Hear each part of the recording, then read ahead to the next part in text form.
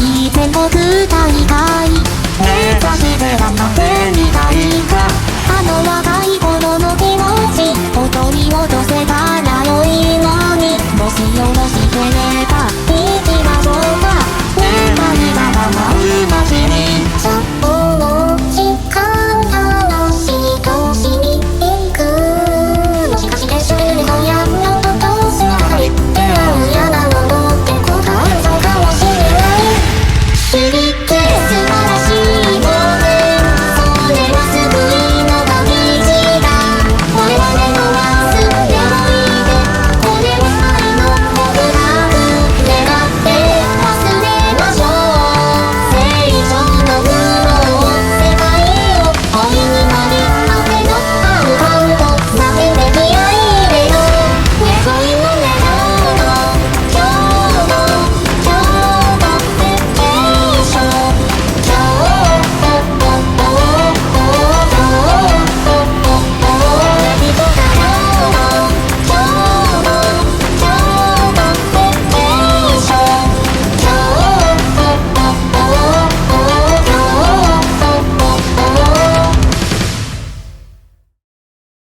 Hello and welcome to Japanimation Station's Kyoto Vacation, an anime podcast brought to you by the folks at the Weekly Stuff Podcast. I am Sean Chapman, And I'm Jonathan Lack.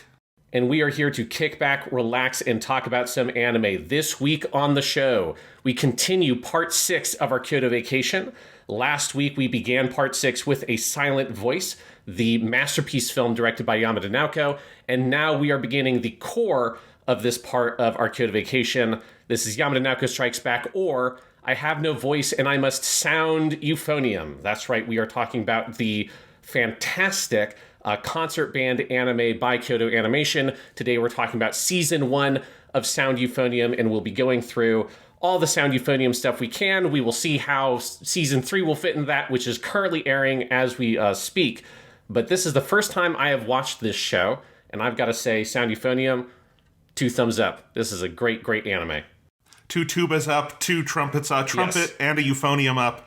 No, it's very good. I don't think it would surprise anyone to say that this is far and away the most realistic depiction of band or orchestra or concert culture in high school I have ever seen, from the performance of instruments to the cultural dynamics going on. I think we'll talk about this side of it later on because we come at it from slightly different angles. I played in an orchestra from 5th grade to 12th grade, and I was in a choir. I was never in band because I didn't play like that kind of instrument. I played the viola. But I was around this culture, and my brother did. He was a clarinet player and a drummer, and he did marching band, and I was older, so I was his chauffeur in high school because I could drive. So I've been on the either kind of in the adjacent spaces or the outskirts of all this for much of my life, or when I was young I did.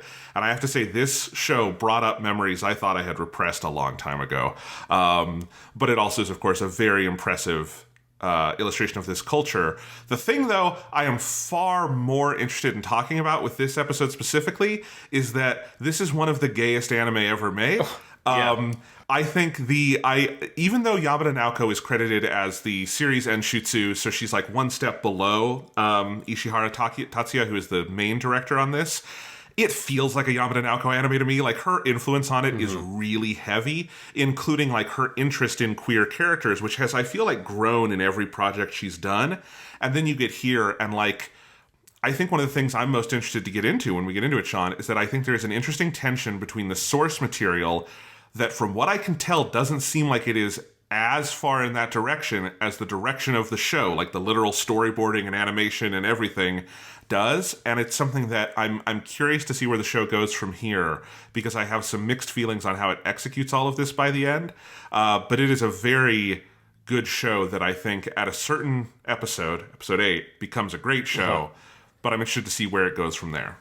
Yes, yeah, because I a limited understanding I have of the show is that it is not a fully one of those, or a UD show is what you call that, lesbian, I guess. But there is that core relationship between Kumiko and Reina, which becomes very, very intense in the back half of the season in a way that I have seen shows that are like full on Yuri shows, that will have, like kissing scenes and stuff like that. Like it's not sort of dancing around the edges of it. And those shows are not as romantically intense as some of the stuff that happens in the back half of the season. Yeah, I'm curious about where it goes with that as well.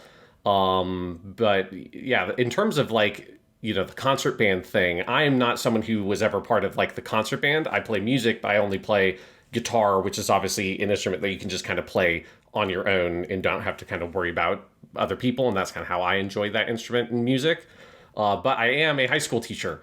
And this is the most I've ever seen an anime be like actively interested in like actually like high school and teachers and students like fulfilling their role in the school in a way that, because concert band is more academic in its nature than sports are. This has a very sports anime kind of structure, but the topic is more fundamentally of the school than like sports kind of feel like they're a little bit off on the side and they're sort of, they're connected to the school, but they're also kind of adjacent.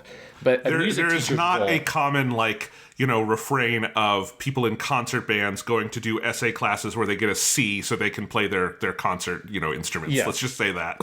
And a music teacher's role in the school is they are a coach, right? Because they perform that role, but they are also a classroom teacher at the same time, and they're fulfilling like those roles. And their role as a coach and their role as a classroom teacher blends together in a way that reminds me kind of being a debate coach as well, which I was at the last school I taught. And I kind of got out of that game at my current school because I like having Saturdays. Saturdays are a really good thing to have. I still can't believe you ever did that, Sean, willingly. I feel like they must have held a gun to your head. I don't know why you did that. If you're a concert band teacher or you're a debate coach, like you lose a lot of your free time because you're wearing two hats at the same time.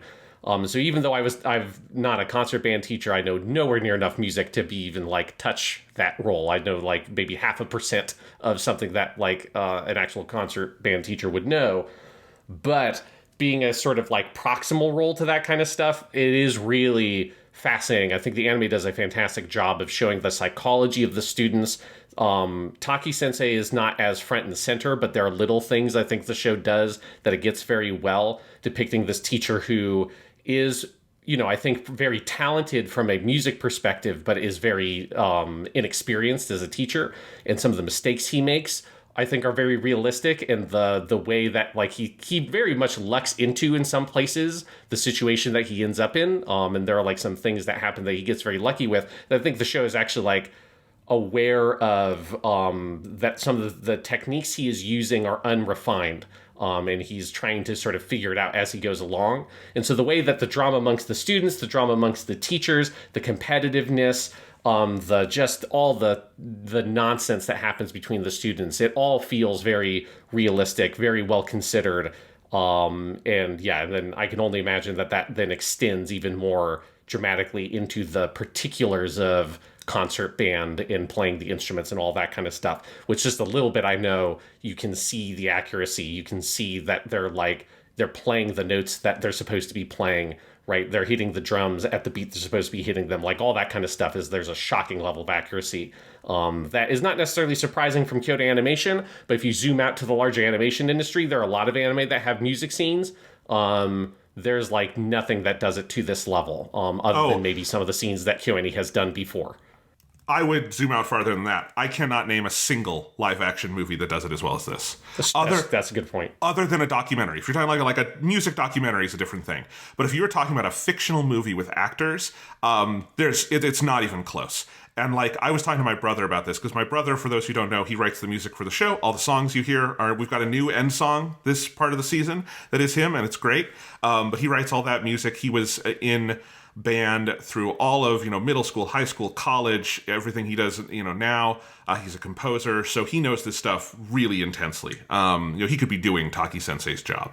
And his opinion is, like, I asked him, like, what is your opinion on, like, the performance of music in this? He says there's not, it's perfect. He said there's absolute, and I've talked to other people. He's talked to people, he lived in Japan for a year, and he talked to some Japanese friends also about the like club culture and how it gets that right in the specific Japanese cultural context. And he said his friends also said there's nothing even remotely on the level of like the accuracy that Sound Euphonium has.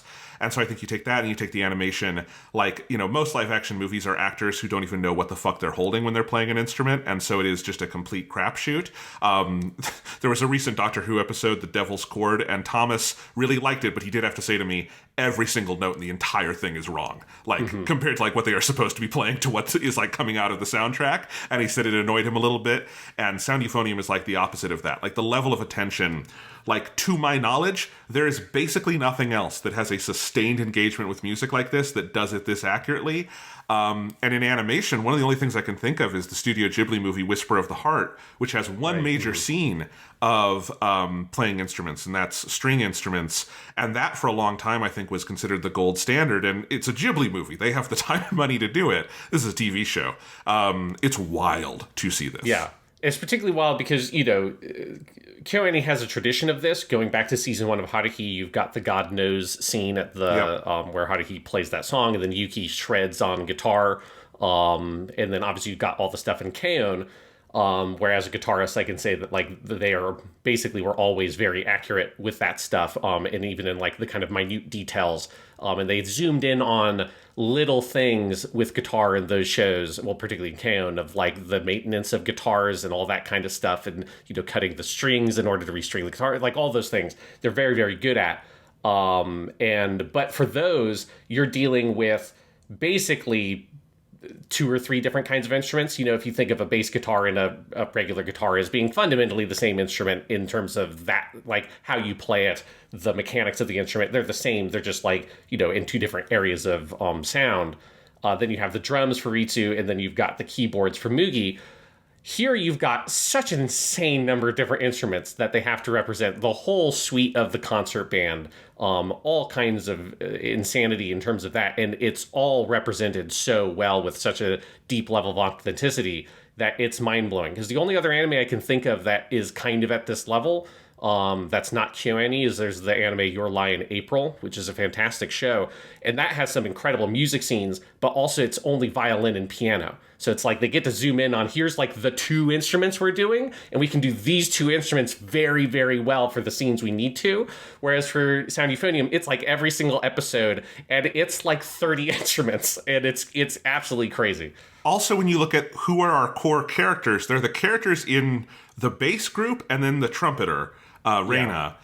And those are the hardest instruments to draw because they have all these moving parts. They're circular, they're tubular, they're big. The way their coloring works in this show, because they are metallic, light catches them in weird dynamic ways, and they have to get all of that. Like, that's a problem you don't have with a violin, right? Is you don't have to think about how light shines off it the same way. No, it's... I cannot imagine a show with more challenging subject matter to animate than this. Like, I just cannot. No shonen anime, no battle anime. You know, fucking Berserk would be easier to draw than this. This is like a crazy thing to try to do an animated version of, and they do that side of it perfectly. Yeah, they do that side of it, and then the human drama and all that stuff I also love. And yeah, so this is a great show, and I'm very excited to continue to watch it, because, you know, we made the choice. Originally, we were going to do season 1 and season 2 together, which I think maybe from a certain perspective would make sense, knowing where season 1 ends, and then I assume what season 2 is going to be about. But I'm actually glad that we've stopped here to record this episode, because I think there's a lot to talk about just with these 13 episodes in the OVA. There's a lot to talk about just with the one specific masterpiece episode in this season, episode 8.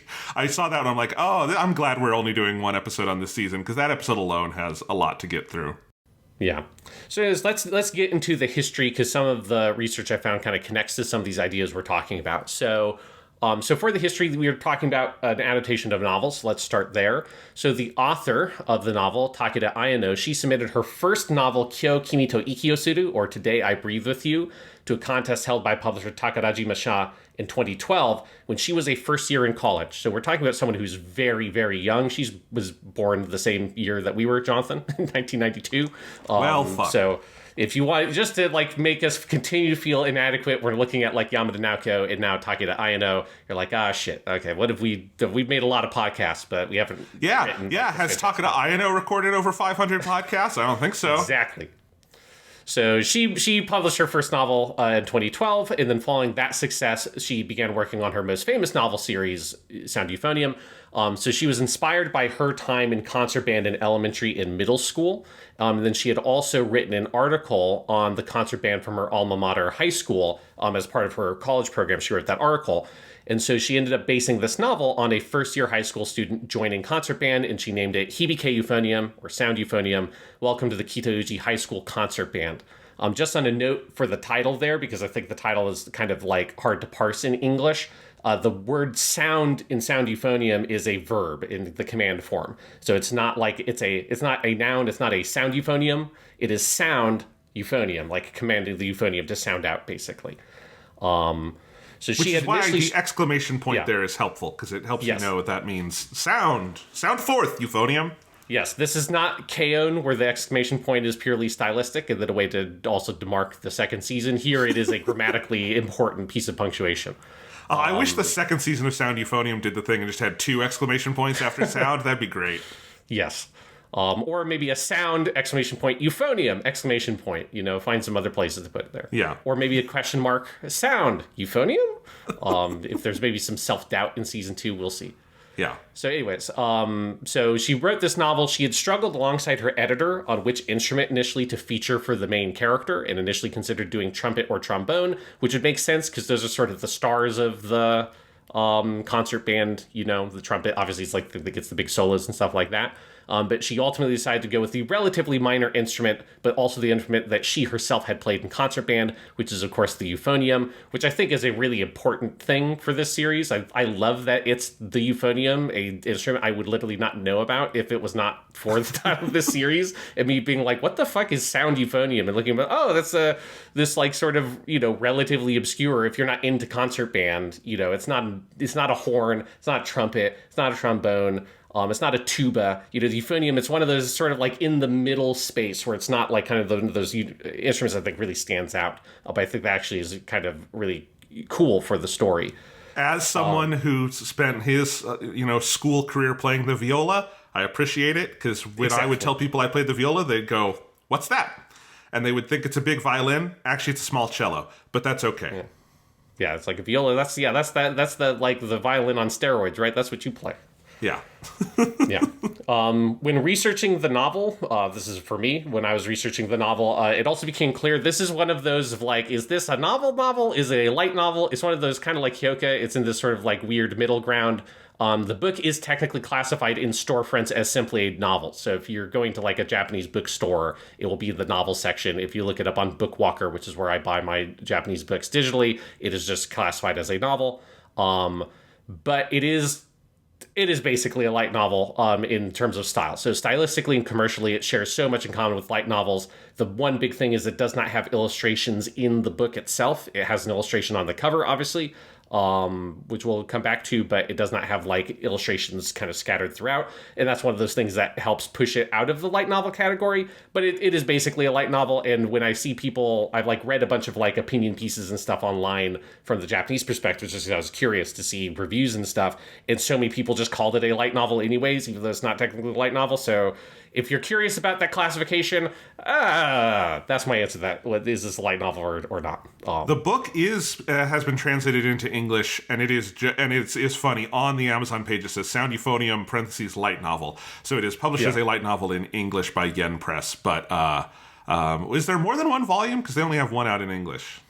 Yes, there are a lot of. Okay. Yes, I guess it didn't sell well here because they only ever did one. Well, in Japan, the novel proved reasonably popular. Not like successful enough that it's easy to find sales numbers. Particularly for the early volumes, it's not easy to find sales numbers. But when I wanted to find a bunch of reviews before the anime came out to just see like the initial reception for the novel, and all the reviews were very positive. Like on every website, it got like 4 to 5 stars. So for a young adult novel, it seems like it was very well written. I did not have time to read much. I kind of read the first couple pages for the free preview on Bookwalker, and it seemed nice. So it seems like it's a well-written book. Again, it's not Haruhi. It didn't like sell crazy numbers, but it seems like it did well. And it was announced in December 2014 that the novel would receive both a manga and TV anime adaptation, with the anime adaptation created by Kyoto Animation. The first season aired 13 episodes from April to July 2015, with an OVA releasing in the final Blu-ray volume in December 2015. Similar to most of their other shows around this time, KyoAni also released a series of shorts, and they created 7 shorts for season 1. Those shorts were created by Ishihara Tatsu, Yamada Naoko, and Kawanami Eisaku, and then written by Tanaka Atsuko. So kind of we're jumping a little bit back in time if you're thinking about our Split Isolation season, where we ended up at like 2018 there. This is also a year before Silent Voice. So it's definitely like around the same time they're doing Chunibyo and stuff like that. So it's got the same kind of release strategy a lot of those mid-2010s shows had with Kyoto Animation. In order to create the anime, the team at Kyoto Animation had to do extensive research, very extensive research, to animate the instruments in playing at a high level of quality, the quality that they hold themselves to. They based the fictional Kita-Uji High School on the real-life Higashi-Uji Senior High School, which is in Ujishi, Kyoto, and they made several visits to observe the concert band at Higashi-Uji High School. Ushiji, where the story is set, is the author's hometown, but it's also right near where Kyoto Animation Studio is set up, right? So we're in Kyoto. In fact, from what I understand, in the light novel, most of the characters speak with a, like, Kyoto accent that they kind of shaved off for the anime to make it more kind of default. And one anecdote I thought was very funny that I saw in a couple of places by different KyoAni people is they all said that when they needed more studio reference for the outside areas that the show takes place in, they would literally just get up and walk out of their studio and go to the station, or just like walk the route that they set, that like this is basically where they'd walk to get to the high school, and here's like the field they walk past, here's the bridge they walk past, here's like all those locations that KyoAni is so good at building these real world locations through their reference. They were all like, man, that part was so easy. So you just got to go out and just take a couple of pictures. You didn't need to go buy like a book or take a plane or anything like that. Because this is the show that takes place most close to their own backyard, right? Like there's other shows that the characters come to Kyoto or they are adjacent to it. They're close enough. Like in Chunibyo, they go to the Kyoto Aquarium at one point. But this is the first one where it's like, no, this is just in the same setting where they work, which is kind of cool to see. Yes, and they did not make that choice. That is the novel, because the author is also from that area. So, which is kind of a crazy, cool coincidence. But in many ways, this does feel like the source material made like in a lab for Kyoto Animation to do. So yes, yeah. It's definitely a match made in heaven for sure. So the brass band. You probably mean brass band, yes, sorry. Yes. I was like, what am I trying to say there in my notes? The brass band advisor for Higashi-Uji High School, Kondo Kazuo, recalled in an interview that was given after the arson attack, where, after that attack, there was so much interest in KyoAni that there was all these different interviews. One of them went to this school to interview some of the people that were connected to KyoAni through this show. And he said that when they came and measured the dimensions of the instrument's parts piece by piece, and they took long, detailed videos of the musicians' fingering work. The Kyoto Animation staff also tagged along with the band when they went to play in regional competitions. And he was also impressed by how serious and enthusiastic they were about their job, describing how they observed the sunlight shining through the windows and into the classroom. And so it seems like there was a very close kind of relationship during the pre-production and production of this show between them and this high school and Kondo Kazuo, the advisor for that band. That, I love the idea of them coming in being like, okay, let's like measure, let's take this like tube apart, let's measure all these little pieces, take all the dimensions, let's take footage of them fingering the instruments and all that kind of stuff. And then I love the detail of him being like, and then there's like, they were observing how the sunlight shone through the windows. I'm like, yeah, that's the KyoAni touch. They were also, I wonder if their band room at that high school has the like triangle windows that are in the door that goes into the band room, because it's like the most cinematic like geometric shape for that door, and there's so many great shots. And I can only imagine if you're an animator or like any like filmmaker and you see that door, you're like, yes, like I can see like there's so many ways you could use the weird triangle setup of this door to shoot through and stuff. But I like the there are English translations of that interview that people can read. If people want to Google that, it's very easy. Just go Kondo Kazuo KyoAni and it will pop up. I was also doing some research because I think I was looking through your notes, and I don't think this is something I wanted to bring up. It's also, I had to go look some of this up because just watching the show boggled my mind on a production level of like all the performance scenes, when you think about the number of stages that have to go into that, it's not just like you write and storyboard the scene and do it. You have to know the piece of music. You have to know the individual components of the piece of music. You have to know what level each of the characters are at, and you have to get the music performed in that specific way so you can then animate to it. And because there's the whole other side of this is who they worked with to create the band music. Did you have a note I on have that in my notes. Oh, you do? Yeah, that's Okay. later in my notes, yeah. Okay. Yeah, Anyway, it's in the so crew section. I'll come back on it, but it's like, it's crazy to think about all the different steps that go into that. That's all. Yes, it is a very thorough research process they had to go through. Yeah. So yeah, we'll talk about that when we get to the crew section. So the anime series is generally based on the original novel. And the author did release a whole series of sequel novels, which we will get to when we talk about season 2 of the show. But when they made season 1, there was only one novel released. So it's just based on that. And then some short stories that the author also released around this time. There's one short story collection. So that's kind of the content of the season 1 is this original novel, and then some of the extraneous material. And then they obviously incorporated some original elements to flesh out the series to 13 episodes. But this is not like the Splendid Isolation shows we talked about, where those were kind of like a root kernel, but then a very different kind of show sprouted from them. From everything I could tell, looking up the novel and the synopsis and people's reactions, it seems like this is a very faithful adaptation, much more in line to KyoAni, Nichijou, right, their key shows, stuff like that. That when they're approaching someone else's material, that's not this thing they kind of helped create and publish with the authors for that contest. They're much more sort of, faithful to that because the whole outline of this season of starting with the middle school competition and then getting the dummy gold, and then the development of all the drama in the band and all that kind of stuff, and the relationship drama, and then ending with them getting into the next level of the competition and getting the actual gold that pushes them forward. That is the ending of the first book. That is also the ending of season 1. And as far as I can tell, I don't think that was necessarily a she was definitely going to make more novels past that point, because there's a couple year gap between the first novel and the second one. And then after that, she makes a bunch of novels very quickly. So it's kind of a thing where I feel like you would assume that there would have to be this much bigger story of the rest of the competition. But I think the initial idea for the story was just this full circle thing, which is one of the reasons why I'm glad we're doing season 1 as just its own episode, because it is much more of a self-contained story than you would think on paper, from the idea that it ends with them moving to the next level of the competition, but you don't see what happens at the competition yet. That sounds like that's like a half-done story, but it is, I think, a really well-considered, fully circular story that tells what it's trying to tell, just in the scope of this one season, and that's because it is based on a self-contained novel that has a hook for another story to be told. So that's where it kind of comes from, the adaptation.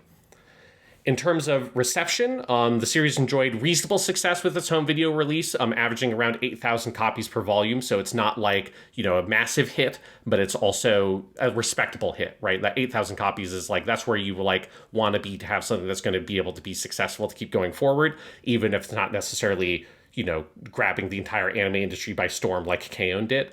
The anime reviewed extremely well, and especially amongst musicians, it's got a very, very high level of respect for the realism of the performances and the accuracy of the inner workings of a high school concert band, particularly amongst the Japanese audience, where you can find a lot of stuff from people in that sphere talking about this show, that it's very beloved in that community. And obviously that's true over here as well, but even more specifically in Japan, where obviously it reflects the specifics of how these programs are run in Japan. Then one other note, we're not really discussing this movie. I didn't even really have time to take a look at it, but there is a movie version of season 1. There's a compilation movie that they created called Movie Sound Euphonium, Welcome to the Kitauji High School Concert Band, which that's just the subtitle of the original novel. And that movie was released on April 23rd, 2016. That would have been after season 2. And it grossed a respectable 230 million yen, similar to the other movies like Tamako Love Story, the Chunibyo movie, right? It's kind of definitely in that sphere.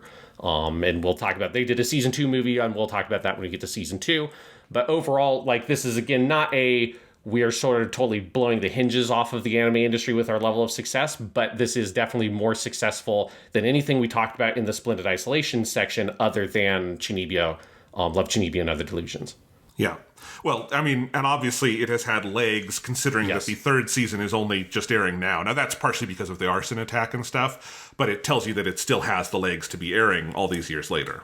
Yeah, and it's very, like, just, I didn't not note them down in my notes, but it had a very consistent level of success. Like, all the movies did at least that well. Liz and the Bluebird did a little bit better. And then, like, season 2 has a similar level of sales. So it didn't have, like, a drop-off or anything the way that Chunibyo season 2 did. It's, like, a very sort of consistent level, because I think it just has such a strong fan base that the people who love this show, love this show.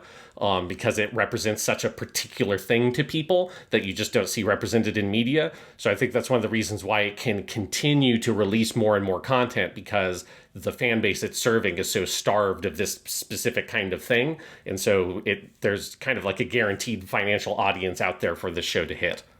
It's also, and this is not something we touch upon that much because we don't have numbers for it as well, but it's clearly traveled better than some of the shows in the Splendid Isolation section, because this is a big show in America too. Like, I think in the American anime market, like, it's done well for Crunchyroll. I just know a lot of fans in America who know this show who would not be able to name any of the shows we talked about in the Splendid Isolation section. Oh, yeah. Like, those all got distributed here, but like Chunibyo does not have the footprint here that Sound Euphonium does. And I'm imagining, in part because Sound Euphonium's subject matter, I think, is really universal to people in developed countries with public high schools and marching bands and stuff. This is just something that I think a lot of people around the world vibe with. Yes. So it's obviously a very successful show. And it is important to note that as we're getting into the mid 2000s, 2010s, 2015, 2016, it is starting to get to the point where Blu-ray sales are not a particularly fantastic measure for the success of one of these shows. It's never been the end all be all, but now you're starting to get into streaming services are becoming more popular in Japan. Overseas distribution is becoming more of a bigger thing with streaming services in America and stuff like that. And obviously there's always the merchandising and all that as a part of it, which I can never find reasonable numbers for unless it's for KyoAni, which was so crazy. It's only when something hits an insane level of success that they tend to sort of publicize the numbers. But I think you can sort of just read between the lines based on how much content they've made for Sound Euphonium that it must be successful in a lot of other regions as well. And as you say, there's you can just sort of see anecdotally that it's very popular over here and does well. It's season 3 is one of Crunchyroll's most popular shows streaming right now. So yes, it is clearly has a different kind of success, similar to a Nichijou that you can see. Well, the numbers on the Blu-ray sales were not amazing, but look at all these other things, then it's its level of popularity and sort of fame that has outlived that initial run of limited edition Blu-rays. That is not the end all be all of measuring the financial and commercial success of a product anymore. And we're firmly, now this is 2015, where they would also be having this stuff simulcast on Crunchyroll. So that is a steady level of income that would not have existed 5 years earlier. We're definitely we're in a different world than Haruhi season 1, where they helped kind of define that era, that kind of decade of the market for anime. Now we are in the streaming era for sure, and we'll see that influence on Violet Evergarden and some of the later stuff we'll talk about in the next part. Yeah. But anyways, let's get into the crew here. So we've got our overall director is Ishihara Tatsuya, and our writer here is Hana Juki, who wrote all the episodes. And he's the guy who did basically all of our Split Isolation shows. So that kind of pair has been pretty strong here as a director and writer team. But then, of course, we also have Yamada Naoko here in this enigmatic series Inshutsu role that we've encountered a couple of times. So Ishihara Tatsuya is the overall director of the project. Yamada Naoko is given the series Inshutsu title. I did find a quote from him specifically talking about series Inshutsu here, where he said that her role was as the director's advisor, but he specifically uses the Japanese word sanbo, which I looked up a little, and it's a specific kind of military term for the general's right-hand man. That it makes me think of Romance of the Three Kingdoms, where all the journal characters always have this tactical advisor, Zhuge Liang basically would be the most famous one, or Kongming if people want to know him by that other name. But yeah, like it's that kind of thing. So I just very much get this like picture of Yamada Naoko in my head wearing like the big Ji Liang hat with like a big elaborate fan, and she's sort of like sitting there and coming up with crazy strategies and stuff, because that's like kind of the reference he's making there, which I love. I feel like that is the best describer I've seen of what they mean by series Enshitsu, is as the Sanbo. And again, just as for reference, in case people have forgotten, the other places we have seen this was Yamamoto Yutaka, the asshole Yamamoto Yutaka on season 1 of Haruhi, and then Ichidate Taichi was this on Nichijou. So we've seen it a couple of times. It's a weird credit that usually doesn't exist, and it is a credit that is always mistranslated because there's no clear, easy way to translate it other than maybe assistant director kind of gets it a little bit, but even the that, literal translation is just series director. But the problem is that there are multiple words for director. Enshutsu is usually what's used for an episode. Kantoku is what's used for the overall show. And so series Enshutsu is series director, whereas Kantoku is like director, but there is no good translation because in English we don't have multiple words for director of a show. We just use one. Yeah, and so if you look up the credits on, say, like Anime News Network, which is usually a very good source for her credits. And technically it's, it's not a wrong source for credits. It just implies a different credit because they put her at the top as series director Yamada Naoko. And when you see that, you assume, well, that's the person who's overall in charge. Ishihara Tatsuya is the one overall in charge. But obviously, Yamada Naoko has a huge impact on the show. You do not need to see her name in the fucking credits with the special credit to know, oh, she has had a huge impact on the show. The one thing I thought was interesting that kind of, I think, touches a little bit on this, the kind of where you see Yamada Naoko and some of the other crew's influence on the direction, is that the initial production was originally focused on including more comical elements that you think you'd expect of Ishihara Tatsuya, right? We had that thing with Myriad Colors Phantom World where he's like, I think comedy is just a bit more Ishihara-y. They get that kind of sense from him that's a direction he likes to lean in. But the overall series ended up trending more towards the realistic and the more serious. And Ishihara stated that while he and the writer Hanada were leaning towards the more comical, one of the staff members who consistently helped push it to the more serious direction was actually the sound director, Tsuruoka Yota, who I don't usually bring up a lot on the credits here because I would just bring him up every single time because he's the sound director on literally every single thing we have covered because he's that for every KyoAni production. But I thought it was interesting that was one of the people who kind of came out to sort of push it more in this kind of youth drama direction. And I feel like even though I didn't see a quote that specifically shouted out Yamada Naoko, it kind of feels like that would have been a Yamada Naoko influence because you get that like Tamako love story, silent voice. Obviously, silent voice she would shortly after this move on to directing. And you get some of that youth drama you've seen in some of her kind of later period stuff. Or like period stuff around this time in her career. But it also, I'd like seeing that shout out for the sound director, who obviously would have a big role on this show because of how much different sound stuff is involved, because it's not just, there's a fine line between what is the music and what is the sound design on this show because of the nature of the subject matter. And then also he would be responsible for so much of the voice acting stuff, which is where I think some of that shift in the style also came from how the voice actors performed and were directed. Yes. And it's really interesting because you can see the places that are very Ishihara Tatsuya-esque, especially the theme song, which is just, he has the clearest style of storyboarding theme songs. And at the split was he did the theme and she did the end theme, Naoko Yamada, and you can see that. But that opening theme is like exactly like the ones from the Key shows and from Haruhi and from all, he just loves that thing. And you can see, I think, like some of the ways I think like the general kind of atmosphere and character designs of the show, but like the tone of it is so Naoko Yamada. And the there's a lot of the handheld photography stuff that we've seen in her other works that is here that Ishihara Tatsuya does not usually go in for, where the camera is a little unstable in shots. And then I think again also there is a strong, like pervasive female gaze, especially in the second half of this show, that you can feel, the women involved in it, like really working at in a way we've seen from some of the other shows they've done. So it's an interesting split of influences to the degree where, like, I'm super curious when we get to the currently airing season 3, and I haven't seen it yet, you haven't seen it yet. That is the first one made without Yamada Naoko because she's since moved on from KyoAni, and I'm curious what it looks like without her, and what that will be.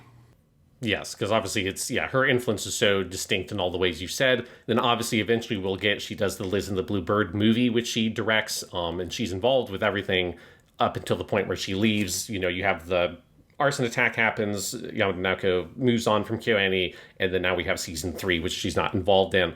Although we do have Ogawa Taichi as a name to kind of look out for here, because eventually he becomes one of like the big guys on some of the later things for this series, and then he's one of like he's not series Enshitsu, he is literally assistant director. It's Fuku Kantoku, which is not a credit we've ever seen before, I think, looking at KyoAni, but he's that on season 3. So yeah, there's some interesting kind of behind the scenes moving going on here. But for season 1 and some of this early stuff, yeah, Yamada Naoko's fingerprints are very clear and very distinct on this show. And I feel like it becomes more distinct when you get kind of into that second half of the show, where about episode 6/7 is where it starts turning to this much more dramatic kind of story, whereas the first half is a lot more, here's a bunch of sort of like little, fun kind of comedy bits and observations of what it's like being in concert band, and that slowly starts to change.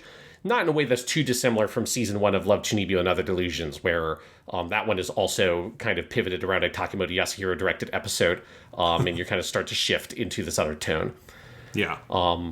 So we also have some other people here on the production. So we have Ikeda Shoko is back as our character design and chief animation director, which we haven't seen her in that capacity since Haruhi, which is fun to have her there again. Obviously, she's worked on all that shows as an animator and an individual episode animation director, but she hasn't been in this specific role. And this is a very big, complicated role to do this on, because there's a lot of characters to design in Sound Euphonium, because you've got like 66 fucking students in this show, and they designed all of them. So the source material was not a light novel, so it did not have illustrations, despite what apparently the English publisher will tell you. It is technically not a light novel, and also despite what a lot of Japanese reviews will tell you, it is technically not a light novel, so it had no illustrations.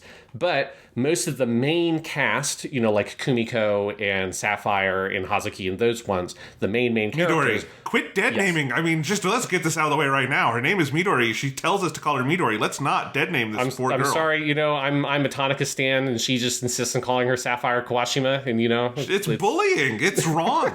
It is definitely wrong. It's also one of my favorite jokes in the show is her. It's very good, but yeah. It's not just that it's Sapphire, it's that it's Sapphire Kawashima, and she flips the name order to a Western name order. It's just fucking hilarious. Anyway, so those characters, they are depicted on the cover by the artist Asada Nikki. So you have this sort of, you have a design for those characters that Ikeda obviously adapts to be for the anime, but there's a small number of the cast of characters are depicted on that original cover. And so the vast majority of the designs are all original designs, and they decided to make original designs for all of the band members and have them be like consistent, and then, to really kind of put the pressure on, they then feature them in the eye catches. So if you string all the eye catches together, you get the entire band. And they designed unique character designs for all of them. And Ikeda also included specific comments on what, from her perspective of the character designer, their kind of personalities and quirks and stuff would be. So that way, those are all included on the design sheet, so that animators in charge of scenes and storyboarders in charge of scenes would have that as reference for, like, let's breathe a little extra life into these background characters, which I have to say, like, pays dividends when you get to the end of the show. And the last couple of episodes in the OVA, you've really kind of become attached to some characters that you only see in little bits and pieces. Like, one of my favorites is Knuckle Senpai, the guy who's in charge of percussion. And it's, that's very fun. You've got like the girl whose hair like covers her whole face. You've got the one girl who's like probably only 5'7", but she looks like she's a giant, because all the characters are probably like 5'2" or whatever, because all anime characters are tiny. But there is this consistency to the background characters that makes it feel like this is a real class. And yes, the main characters stand out. Their designs are a little bit more flashy, but not as much as other shows. Like, if you compare this to K-On! Or Haruhi, and you've got, like, here's, like, the random kids in the class, they're nothing. But you can't quite do that for the band. And it's one of the things I think is the most impressive parts of the show, is that it really works, and you really feel like this is a whole group of individual students.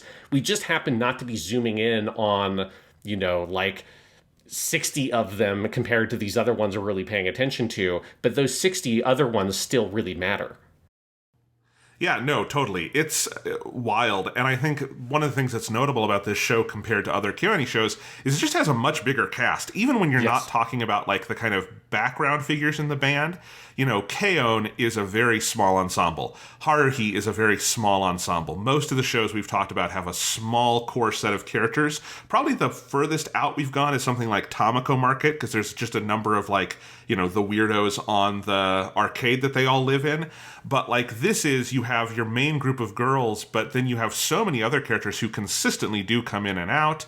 You have adults, you have a lot of people coming in and out of the show, and so it is much busier on the level of how many characters you're following than any other show from them we've seen. Yes, yeah.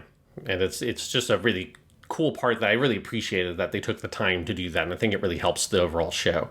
I think it's part of what makes it feel realistic to people who have been in these settings before, because it feels like an actual ensemble, and it feels like a classroom, and it feels like high school in a way that there's an insularity to the worlds of, you know, KyoAni or something that are true to, I think, individual experience, but not to the overall context of high school or something, right?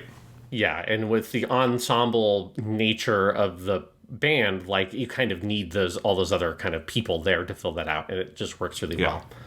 And then here's a credit that I think is very important to talk about with this show. It's a credit that does not exist on most KyoAni shows, though it sort of existed on KyoAni, though I did not really notice it at the time. But the word is slightly differently on KyoAni. We have someone who is the musical instrument animation director. That is an animator named Takahashi Hiroyuki. Takahashi was an animator who worked at KyoAni since the 90s, so part of that whole group with Ishihara, Takimoto, Kitanohara, Noriyuki, Ishidate Taichi, like that whole band of, like, kind of the big 90s animators. He was one of them. He worked as a key animator and animation director on individual episodes in basically every single thing that we've watched. And then for Sound Euphonium, he was in charge of designs and animation around the musical instruments, a role he also effectively played on KyoAni, though it's worded slightly differently, but in effect, it seems like it's the same basic capacity. This is one of the cases where we have to tragically point out that Takahashi is one of the people who lost their lives in the arson attack, so he's no longer with us. But, like, this is, you know, such a, like, essential role for this show. Like, the show just doesn't work if Takashi Hiroyuki did not do, like, an industry best job at this, because these are a lot of instruments. They are a lot of very geometrically complicated instruments that loop back in on themselves. All the stuff you mentioned about lighting earlier, because they are reflective brass metal. So it's, you know, there's just so much geometric complexity you're having to deal with. And, you know, outside of maybe there's like a couple of moments in wide shots in crowd scenes where I think maybe they're doing some CG stuff, the vast majority, like 95+% of the animation with the instruments is not CG. And that's fucking crazy, right? This is like when we were doing Lupin the Third and you're looking at the guns or you're looking at the cars for some of those episodes that, like, really paid attention to those things. This is like that, but even crazier. Like, the amount of, like, rigid, complex objects that they have to draw and animate moving is so intense. And Takashi Hiroyuki, like, being the person in charge of that side of it, like, what a fucking incredible job that guy must have done. Incredible. And I think it would be actually the most comparable thing would probably be like a mecha show, and the person like who is and this is a more standard credit, the mecha designer that you have on there, that's effectively the same kind of role this person is playing, but we don't usually see it because there's not a bajillion, you know, concert band anime. There's not Mobile Suit Zeta Sound Euphonium, although that would be funny to see. The Sound Euphonium where they lose their minds at the end. Because they lose, I guess. I don't know what that would be. But no, it's got that quality, and I think that's the thing, is I think a lot of animation studios, if they were to try this now in the 2010s, they would go down the CG route, and I think you would lose a lot from that. And it's kind of like comparable to something like Gundam Witch from Mercury, which went like, we're going to do this whole thing hand-drawn with all the mobile suits, and they did an incredible job, but it's a big, heavy lift to get there, and the show would not be the same without it. Yes, and it's the specific credit he was given, which is Ongaku Gakki Sakuga Kantoku and Ongaku Gakki Sette, which is like the setting of them, which is part of the design of it. I've never seen that credit anywhere else, but I looked around at some other shows. Again, KyoAni has a similar credit, but it's not even worded quite the same way. So it's one of those of where it's such a peculiar, huge task he was given that they kind of had to slightly invent a new credit for him. And yeah, like, you just have to give props to the guy, you know, and pouring out, like, you know, it's so sad that he's one of the people who lost their lives. And then we've got, so on the musical side of things, we also have our composer here, who's someone we have seen before. So you might not know it if you're looking at credits, because credits in English for anime stuff gets really weird. We have Matsuda Akito, who we have seen before on Love, Chunibyo, and Other Delusions, but there he was credited under his pseudonym Nijine, and there is a frustrating number of English language websites that do not collapse those two credits onto each other, so I get very confused and have to go flee to the Japanese internet for some sanity, be like, this is the same guy though, right? This is the same. It's like, okay, yes, it's the same guy. So it's the same guy from Love, Chunibyo, and Other Delusions. And just, I think, he did a very good job on those soundtracks, but the soundtrack for this show, and specifically we're talking about the background music, right? Like, it's a slightly different thing for the performances. But the background music, I think, of this show is absolutely incredible. He makes the very smart choice of, I found an interview where he points out that he decided to primarily use piano and string instruments, like some acoustic guitar and stuff like that, for the background music, because he didn't want the background music to mix with the diegetic instruments in scenes, because you have so many scenes of characters having to tune their tuba and all that kind of stuff. And if you want to have music in the background, it has to be musically distinct enough to exist in a different layer of the sound. And so I think it did a very good job of that, because that's not a thing I considered, but obviously would be a very complicated thing to do as a composer. And then on top of that, I just think the soundtrack, which makes such fantastic use of like a leitmotif structure, that there are a bunch of really great leitmotifs that repeat and evolve and change over the course of the series, that it just has a really beautiful construction to the overall. The music itself is really good, but it's the construction of how it plays across the whole show and like the emotional resonance of the different themes and motifs that he deploys. It's I think, a fantastic soundtrack, like in a step above even the stuff he did on Love, Chunibyo, and Other Delusions. I would completely agree. And I did notice this early on where I was like, oh, this is interesting. It is not using any of the instruments that are in the concert band. And I think that is counterintuitive in a lot of ways, but in the best way, because that logic is 100% right. I think you don't want the score to be the same instruments, because you want there to be, the score needs to do something fundamentally different than the diegetic music in a show about music. And so I think making that separation is interesting, because I think a lot of shows and a lot of composers would go for it's a show about brass instruments, we should have kind of a big marching band-esque kind of score. And I think that would just be wrong, because the score is there to underline the emotions of the characters and the everyday drama. And that shouldn't sound like the instruments they are playing, because the instruments they're playing are part of their lives and work. And so I think it's a good understanding, and honestly a very teachable example of diegetic versus non-diegetic, and what you want a score to be and what you want a score to do. And the score is not there to just reflect the kind of, reality of the things they're doing in the world, but in some ways to bring out something of the inner life of the characters. And I think the music does that beautifully. Yes, it's just a great, great score. I'm very excited to hear, as the score continues to develop in the next season in the movies and stuff. But then you also have to shout out, you've got the other side of the music, which is the diegetic music. I think this is something you were leaning towards earlier, Jonathan, is that all the concert band performances were played by the Freshman Wind Ensemble at the Senzoku Academy College of Music.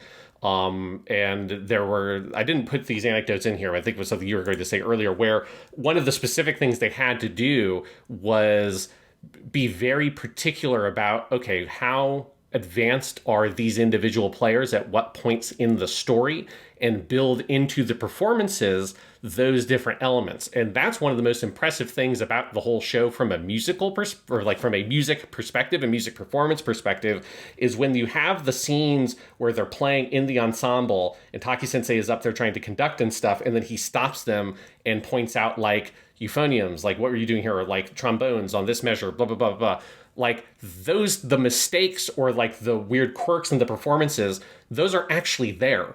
And you can hear it because they have worked with the musicians and the Freshman Wind Ensemble at Senzoku Academy College of Music to they're not just playing their instruments, they're kind of actors. They're they're part of the performance of those characters, is how those characters play the instruments at different points in the story. And you have really narrative critical moments like the re-audition of the solo between Reina and Kaori, right? That is like a really important moment to show here's someone who's very good at trumpet. Here's someone who is like unbelievable at trumpet. And you've got stuff like Kumiko struggling to get that one part on the euphonium in episode 12, the Kigami Yoshiji episode, and she keeps on having to practice it over and over and over again. And like capturing those dynamics of the performance is a different thing than just playing a good piece of music. They're acting through the performances. And so you got to give a shout out to that ensemble. And also I think it's a really cool choice that they decided to go with a freshman wind ensemble. Specifically, it was the first year students at this Academy of Music. It was not like their premier ensemble. And I thought that was like a cool choice to bring the overall level. It's still higher than you would expect from a high school ensemble, because for most of these performances, you want them to be a little bit better than probably realistically this group of students would likely be, but it's not so far outside of it. It's a similar balance to hit on KyoAni, where it's like, yeah, they probably wouldn't be quite this good, but it's also not outside the realm of believability that these girls could play this song. Similarly, it's like it's not outside the realm of possibility that these students could play these instruments like this. Yeah, I'll actually frame that in a slightly different way. I think the reason why you go to an Academy College of Music is these would be the best of the best. I mean, even if they're freshmen, these are this would be a group of Reinas. Like this is people who got into a good school and are in the wind ensemble. Like they're not the absolute best of the best at that school, but like these would be really, really good students. And I think what you want there is you want them to be able to play bad convincingly. I think you have to know what good sounds like. That's why you want this instead of recording the people at the high school that they went and research from, right? That's why you do it this way, is because you have to be able to have the students be like, okay, can you understand that difference we're going for here? And if you have people who are a few years up from the characters in Sound Euphonium, but can remember the stages of how they got there, they can play that dynamically. And I think all of that, you're so right. And this is where it's just, again, this show does it better than any piece of live action, like music storytelling I've ever seen. Again, other than like a documentary. But like, and I think it's all of these aspects because it is animated. It takes a lot of effort, and I think KyoAni is the only studio equipped to do this. But because it is animated, you can get every piece of this bespoke correctly, right? And you can have the performance right. You can have the overall direction of the show right. You can animate the characters precisely, and you can get all the details of what it looks like. You can have someone making sure the instruments look right at all times. Whereas in, live action stuff, you're often relying on an actor kind of pantomiming on an instrument they do not know how to play and have no experience with. Maybe cut with, often what it is with piano is in wide shots, it'll be the actor pretending, and then you'll go in for an insert and you'll have an actual pianist's hands on there. But in the edit, it doesn't really work together that well. But because this is animated and you're able to control every step of that process, and again, I think that I don't want to undersell what a huge undertaking that is. And I think KyoAni is the only group who could do this all the way through. But because you can do that, you can wind up with something that is more faithful than the live action version of this ever would be. And it is a weird paradox of animation, but I think it is a really true thing to understand about animation, is that it can be more real than real life in cases like this. And this is one of those cases. Yeah, where they can isolate each element and complete that element in isolation and then put them together afterwards. Whereas in live action, you do not really have that freedom. Yeah. And I think one of the things, like I was saying with the choice of using the freshman wind ensemble here, is I feel like you would normally go one of two directions. You would either just record an actual high school concert band, or you'd get a professional adult ensemble that is like a working ensemble in the world. And I think neither of those would have been a good choice, because the adult ensemble, I think, is too removed from the experience of these students. And as I say, the actual high school one, you would get a realistic sound, but you wouldn't be able to get the performance of the characters, because you have these scenes you have individual scenes and plots of whole episodes that hinge on very particular nuances of the musical performance. And so finding this nice middle ground of like, they're definitely better than these students would be, but they're still young people. They're not like, they're not getting like a bunch of people who are in their 40s and 50s playing these instruments. So there's like a connection to the material and the performances, but at a level where they're able to like adjust it to where it needs to be for each individual character. And it's like, it's such a cool thing. And it just makes the music side of the show is very kind of complicated to think about, because you have these two very developed but very different kinds of music on film, the background music and then the diegetic in-world music that is played by this wind ensemble. It's just like wild. It's such a, like, this whole thing is just a wild construction, and it's, you kind of can't believe that they did it. It's something where I found an interview with Ishihara Tatsuya that he gave on for the 5-year anniversary. So this would have been before season 3 was being made. And he said specifically, it's like, yeah, well, one of the reasons why eventually we started doing the movie versions was like, I kind of realized it was sort of insane to do this as a TV show, which is a comment I find hilarious before they end up actually making season 3 of the TV show. But it's so right, that like, I cannot believe they did this as a fucking TV show because it's so much. And they do 2 seasons of it. Then they're like, they regain their sanity. They do some movies. Although he said, like, although in the end, really, the movies weren't that much easier to do. But it was maybe a little bit more practical. But it's just such a complicated production top down that, especially when you get to episode 13 and you have the huge performance that, you know, you just kind of watch the whole thing. That's like half the episode. Your kind of jaw hits the floor because, like, I cannot believe they actually managed to pull this off. It's just wild. And seeing all the people involved in making that happen just makes you respect and appreciate the hard work even more. And yeah, and I want to zero in again on that moment you mentioned from, it's episode 11 where they do the re-audition and you have both Kaori and Kosaka go through that solo. And it is a long stretch of an episode devoted to sitting and listening to someone play a solo once in its entirety, pause, then sit and listen to someone else do it in its entirety. And like, that is probably the biggest mic drop moment as a production. I think even more than the big performance in episode 13, because you have to trust that you have seeded everything along the way to get there. And then that you have all the pieces in place, your animation, the people performing the physical instruments, the character dynamics, so that a lay audience, not people who are experts at the instruments, this is aimed at a wide audience, right, can hear Kaori play it and understand this person is very good technically. They are not missing a single note. It's very technically proficient playing. And then hear Reina play it and go, this is beautiful playing. This is soulful playing. And and no one has to say that. That is nonverbal. Yeah. There's very little dialogue in the second half of that episode. It is completely about hearing it. And you're trusting an audience that you have no idea how much musical knowledge or experience the broad audience will have. But I think pretty much anyone could listen to that and get that. And that is a hard thing, I think, to get across in any format, in any medium. And they do it non-verbally, just purely through cinematics and audio. That's an amazing thing.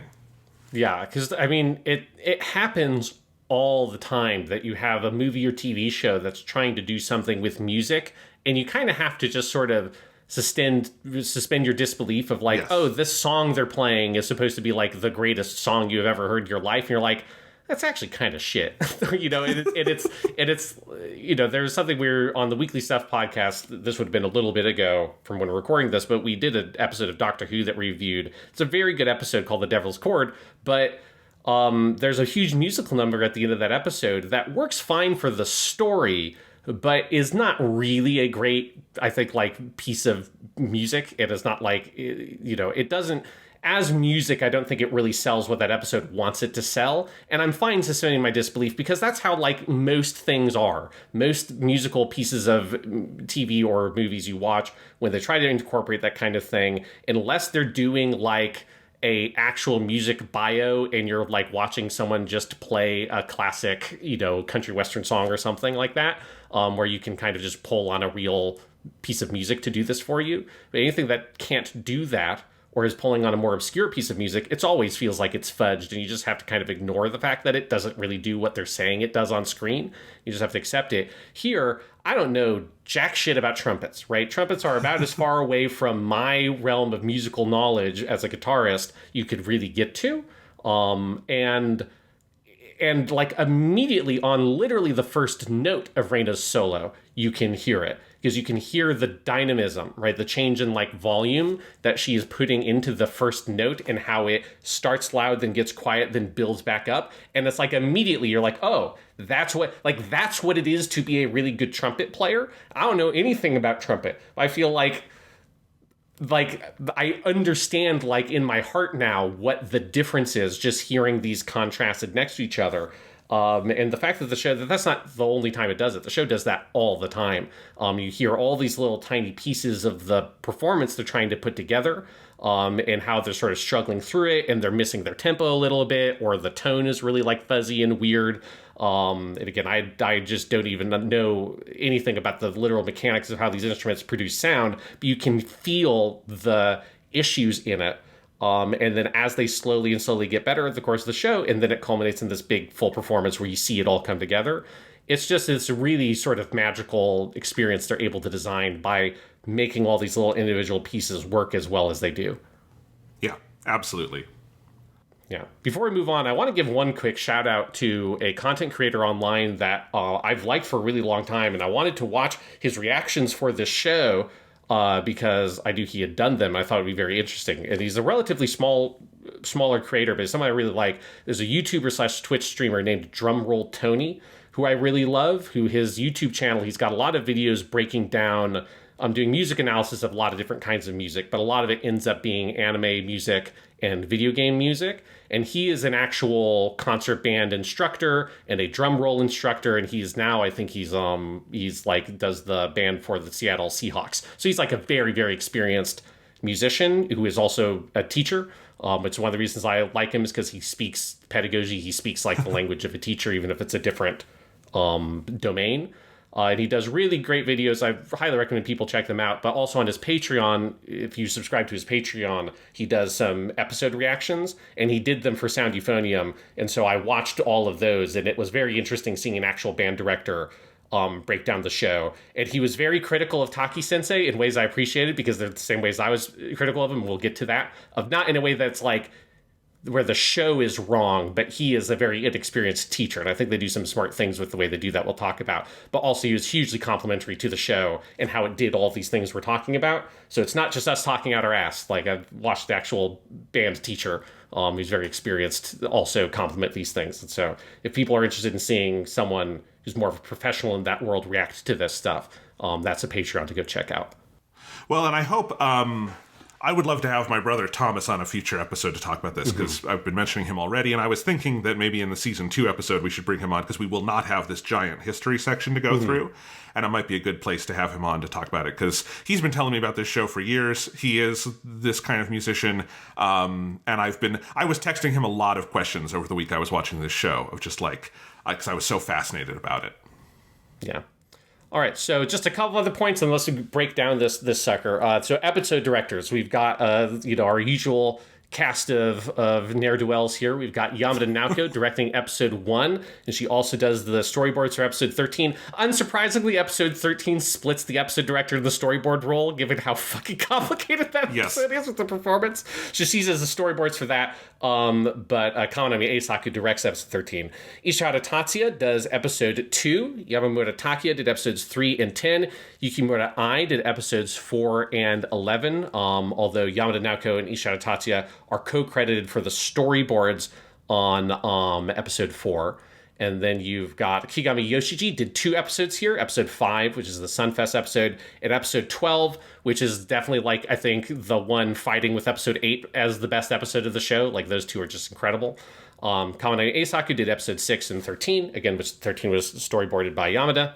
Takimoto Yasuhiro did episode 7, which is, to me, the episode where, like, the tone of the show kind of turns around that episode like a hinge. Then you've got Fujita Haruka, the free lady herself, coming in to do episode 8, which is the, like, again, that's the easy one to say that's the best episode. Kigami Yoshiji's episode 12 is, like, right there neck and neck. But, oh my god, my fucking jaw was on the floor at the end of episode 8. I could not believe it. I also was like, is it okay for someone to watch this? Like, it's so erotic, it's almost pornographic. It's, like, so fucking intense the end of the episode. And then you've got Kitano Hada Noriyuki coming in to do episode 9. Then Ogawa Taichi does episode 14, the OVA, which, again, that's put in the back of your head, Ogawa Taichi, because he will become more important as we go to some of the later Sound Euphonium stuff. But, as always, just an incredible group of directors here, and some of them putting in some real incredible work on their individual episodes. Yes. And then do you want to talk about the theme songs here really quick? We've got Yes. just two here. We've got Dream Solister by True for the opening. I do like this song. I will say, though, at the end of episode 13, we get the concert band instrumental cover that is so fucking good. I kind of wish it was there the whole show. It's such a good version of the song. And that like melody, I honestly didn't realize how much I liked it until we heard the concert band version of it. Yeah, I kind of agree. Like, I like Dream Solister, but it is that concert band version at the end is so incredible. But I do want to shout out True here because we will see her again. She's does the season 2 opener for Hibike Euphonium or Sound Euphonium. She also does the opening theme for Violet Evergarden. And True just is very good. She did one of the opening themes for Iron Blooded Orphans as well. So she's just a very good J-pop artist. So we'll see more of her. I was trying to figure out where I recognized her from, and that's it. Okay. Yes, I think it's the song called Steel, I believe is hers. It's a good one. And then you've got Tutti by the Kita Uji Quartet, although composed by Zach. Didn't have enough just doing all the Chunibyo songs, just like give me one of those Hibike Euphonium songs too.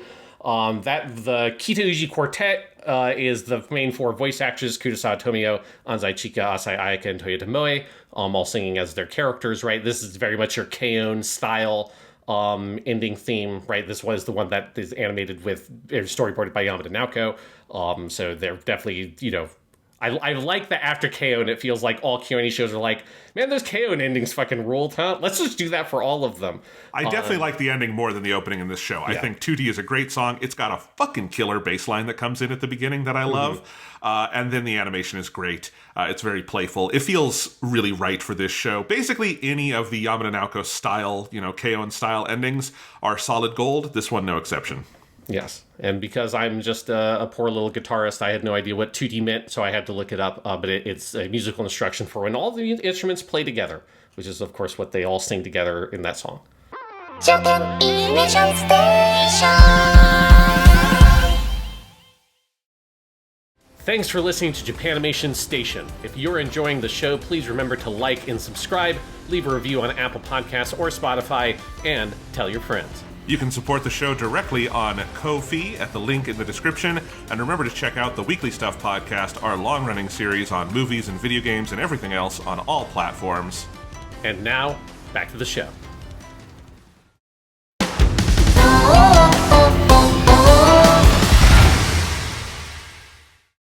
So, yeah, let's just get into, how do you want to break down the show? Because there's a lot going on. We've already obviously gone deep on all the cool stuff to do with the instruments. But what else do we want to...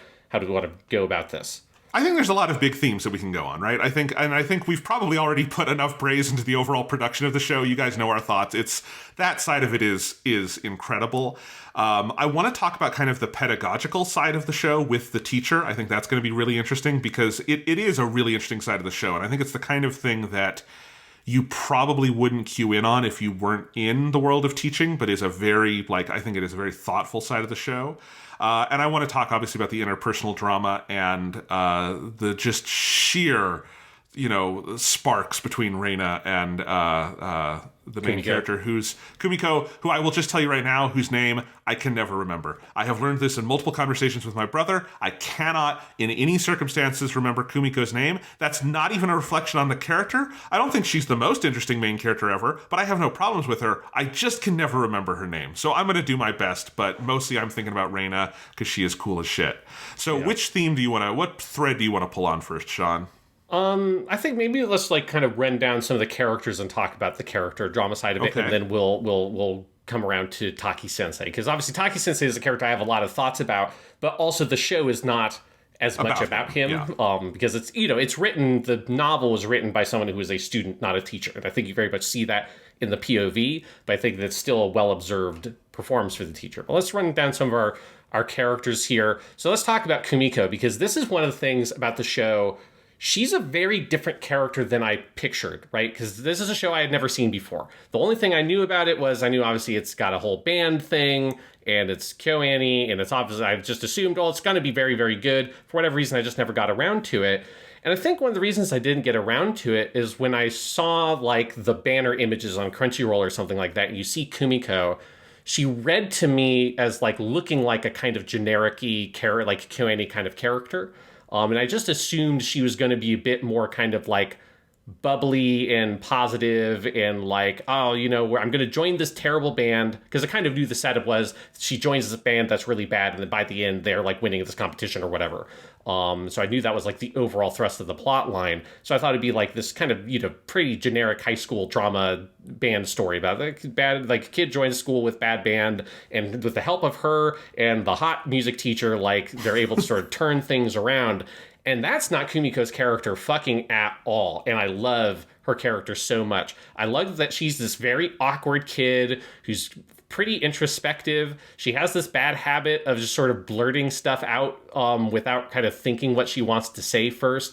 And she's this kid who clearly does really love music and does care about it a lot, but is too shy, too embarrassed, and too in their own head to just sort of like give themselves up to it.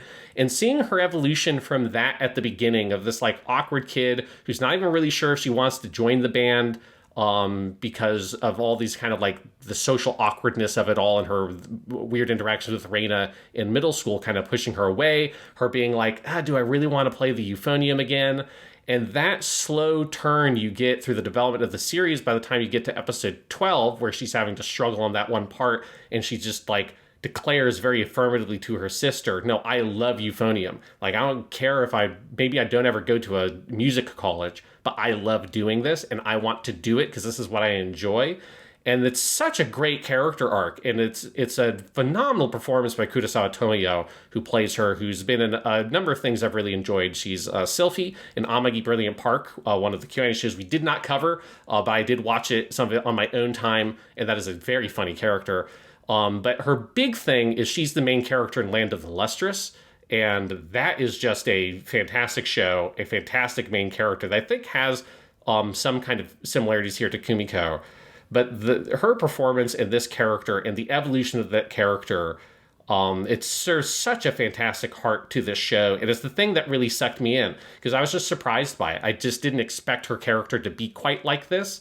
And I like that she's a kind of a bit off-putting in some ways. And she's a character that you're not always just kind of automatically on her side, because she isn't the sort of heroic character that's going to band everybody behind her.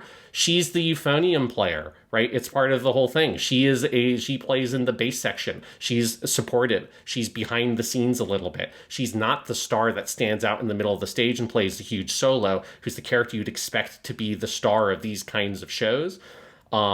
But someone who plays the euphonium can care about as much about music as someone who plays the big flashy instrument that takes the spotlight. It doesn't matter. Like, you're still part of the ensemble. You're still an essential role in the machine of this band.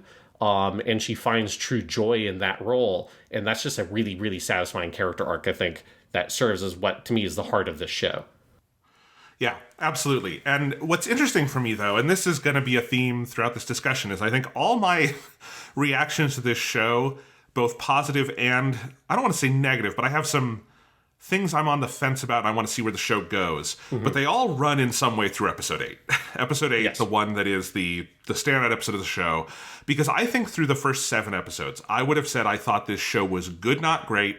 And I think I would have, other than like as a production, it's obviously great. Mm-hmm. And I think I would have said Kumiko is a fine protagonist, but kind of the more boring center of the show around which I find interesting things on the side. And then I think episode 8, just, you can feel that they kind of cast all these nets into the water. And that is the moment where they just pull. And I think the whole show comes together. Like, mm-hmm. It is the most stark example of a show going from good to great in one episode that I think I have ever seen. And it's not the kind of good to great where, like, there's an awkwardness and it's not really working, but it is, you realize, oh, this was a slow burn. This was just we're laying down the pieces and now it goes and we're kind of hitting the pedal.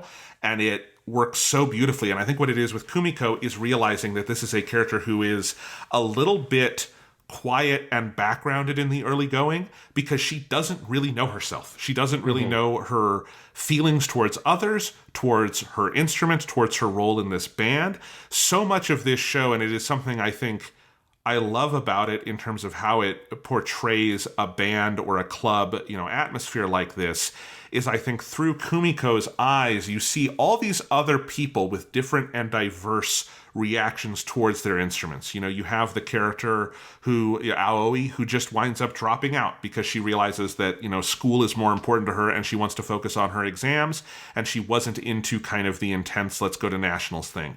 And you have the people like Reina who are all aboard. She is going to be a musician. This is her life's path. She is going to be special. You have people who are in between, who are more hobbyists at it. You have people who are kind of casually very good at it, but don't seem to be working that hard at it, like Asuka, which is its own kind of annoying thing to deal with, that kind of character.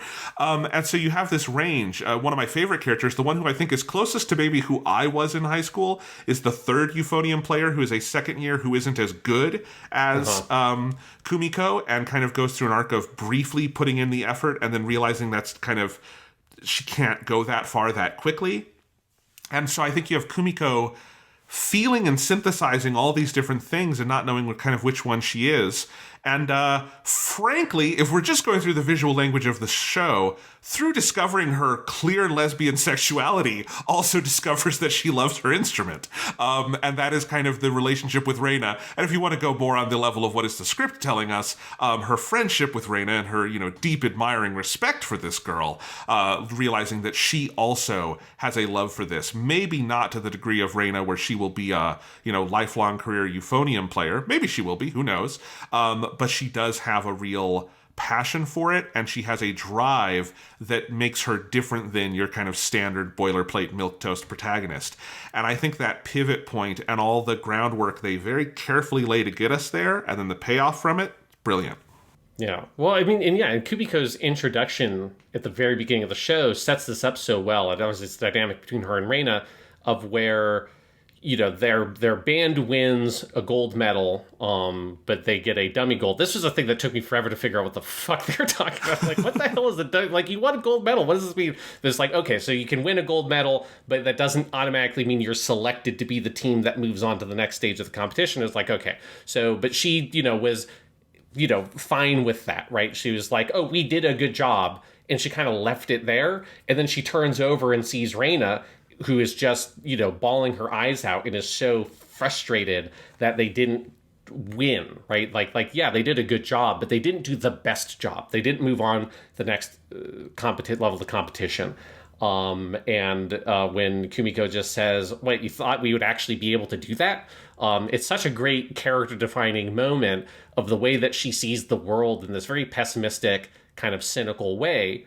That I vibe with, I'm exactly that way. I'm like, what do you thought? Like, are you crazy? Like, what do you mean you thought we'd actually go to nationals? Like, do you have any perspective on like what that means and like how hard that is and what we're actually competing against? And for me, it would be like the socioeconomic dynamics of that goes into that. I mean, you're really playing against the odds thinking you could go to nationals.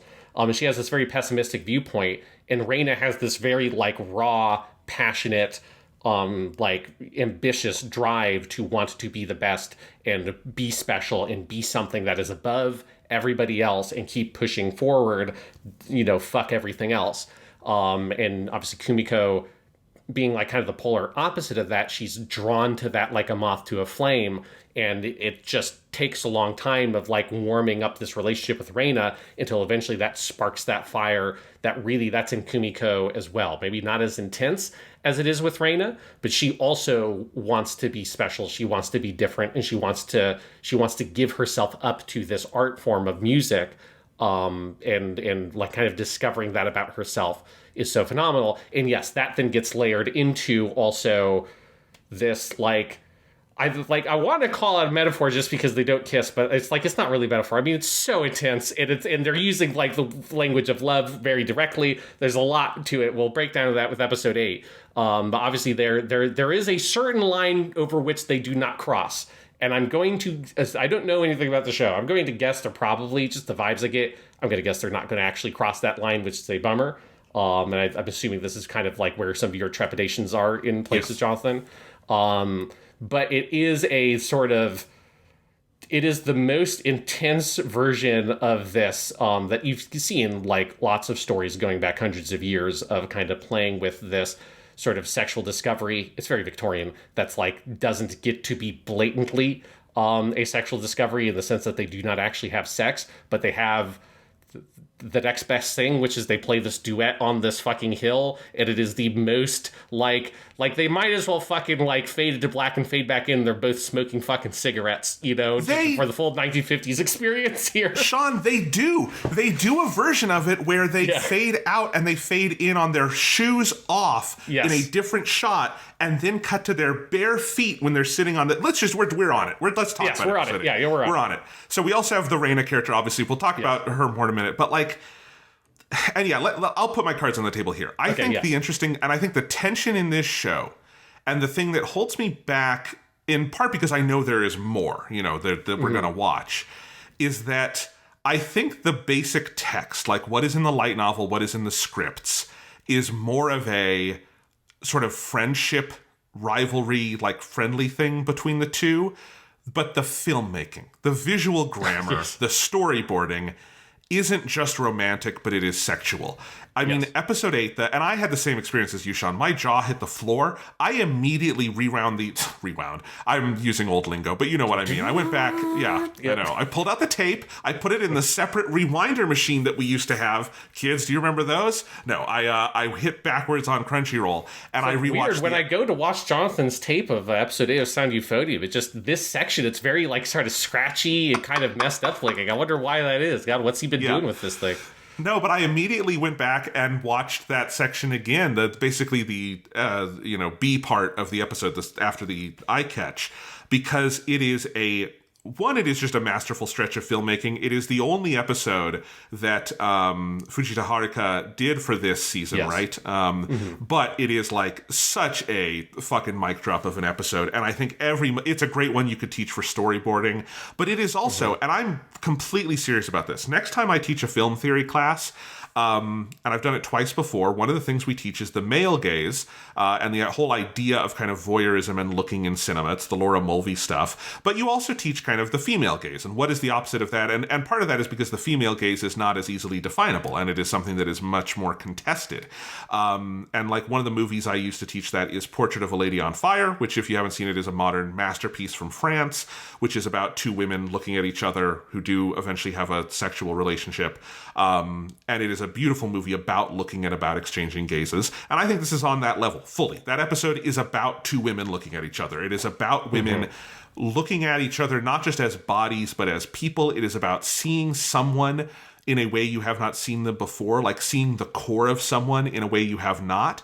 And it is also about, through that sight, understanding desires and feelings that you have had but maybe not recognized or bottled up. And I think, again, on the page, I think that desire is about music. In the episode, and I think this is just incontrovertible, it is sexual and it is charged and it is it is gay. That episode is so fucking queer in the most brilliant, beautiful way possible. But like, the characters are constantly blushing at each other. They are talking about how cute they find each other. There are these longing gazes they exchange. I mean, they full on have Reina do the Marilyn Monroe. Her dress flutters up in the breeze like she's over it's the famous Marilyn Monroe moment. I forget what movie that's from. But anyway, so they do all the steps of it, but that episode is absolutely, you have Reina running her finger down, Kumiko. I'm never going to remember her name, Kumiko's face, and like resting on her lips. And so they basically do have this like symbolic kiss in that moment. And it is so much in the visuals of the episode, and you could watch it on mute and you would get all of this. It is linking that like discovery of sexuality to the discovery of the musical passion and linking those things together. I think of Portrait of a Lady on Fire because that one does it with painting, and it's another one about art and sex being together and being intertwined, and also female gazes and female spaces and all of these things. And it is just so core to what that episode, and I think some of the episodes that follow it, are doing, that my biggest frustration with this show is that whenever they cut over to that really boring boy Shuichi, who apparently we're supposed to believe multiple girls have a crush on, I do roll my eyes. That character is aggressively boring and not interesting, to the point that I feel like this show kind of wants to be more of a K-On! This is a world without men in it, other than maybe Taki-sensei. But like, you do have a couple of boys, and because of the filmmaking language employed, I cannot for a second buy that there would be any spark between Kumiko and the most boring boy in the history of anime over here, when you have done this with her and Reina. And I do have this tension where I think the single most brilliant thing this show does is episode 8, and is that relationship. And I think the Kumiko-Reina dynamic is one of the best interpersonal dynamics, however you want to characterize it, I think I've ever seen in an anime. It's brilliantly done. But it is played in the storyboarding, in the animation, in the delivery of the performances by the voice actors as a certain thing that it doesn't feel like the actual text that they are working from wants it to be. And that is an inevitable tension that, exists in other anime, but it doesn't necessarily exist in other anime made by the people at Kyoto Animation, where it is this fucking good. And that's where my trepidation comes from. Yeah, because I'm like, again, because I'm basically with you, where, Tsukamoto, the boy, he is a painfully uninteresting character, and I think, like, he's fine as, like, for what this episode uses him as, which is this, like, sort of as the painfully uninteresting boy that actually doesn't do anything for Kumiko, right? Yes. Where he is this sort of, in this episode specifically, he definitely feels set up as this dummy love interest, where the whole episode is, the entire episode is framed to lead you to this. It is about Kumiko and Reina's connection, from it being at the beginning being this thing that's about relationships. So it's set up at the very beginning, all these shots in the very first half of the episode where you have the characters like sort of gazing at each other across the classroom. They're good people that are in relationships where we know are romantically interested in each other. You've got some that are what's her name, Yuko. I think this character is never actually named in the show, but it's the girl, her name is Yuko. It's the girl that really wants the other Kaori, the other trumpet player, to win, right? That girl, she's like staring at Kaori across the room. You've got our two tuba players who have like a nice stable relationship. You've got all that kind of stuff. And it's setting up all of that in the first half of the episode of that. These are the people going to be at this festival, and it's coding it as these like relationships, some of them being successful, some of them sort of failing. And you, of course, have Hazuki, who has invited Tsukamoto to be there. So you have all of that happening on one side, and then contrasting that, where it's like all these people not really kind of fully being successful in whatever this like relationship is. On the other side, up on this hill, climbing this fucking mountain, are these two girls, one in this sky blue dress. It is the most like sort of butch femme lesbian coding. I mean, it's a whole fucking thing. Going up this hill together, and that's where the actual passion and the love and the romance is. And I will say, I think it is also more in the script than you're saying in places, Jonathan, because like they honestly, even in the translation, I feel like they play it down a little bit in the English translation, where Kumiko says some shit that's like very sexual. My favorite one being when they swap instruments. Again, all this stuff, it's so fucking sexually coded. They swap instruments. Read into that sentence what the fuck you will. And she looks at Reina wearing this beautiful dress, hauling up this big heavy euphonium, and she says, like in Japanese, like "Hai tokukan ga sugoi," but like what I forget what the English dub translates it as, but she's basically saying like, I feel so depraved looking at you haul up this big heavy euphonium. It's a very sexually charged word that if it was not two women saying it to each other, like if it was a boy and a girl, they would not have translated it the way that they did here. They would have made it more sexually charged. And I think that's on the translators, because it's in the performances as well. Like it's the way that Kumiko says it. And then you also have her looking at Reina's heels, which are all like kind of red and bruised from her fancy high heels. And she says like, oh, does that hurt? Reina turns around and says like, yes, it hurts, but I don't mind the pain. And then Kumiko looks at her and says, Nanda sore, eroi na, which means like, what's up with that? That's super erotic. Like that's super, I think they do say that's super hot, but it is like this like very sexual experience like that they are saying to each other. Then also you have the whole line of her saying, this is a confession of love. And Kumiko sort of like plays that off as a joke. And it's this like very intense thing.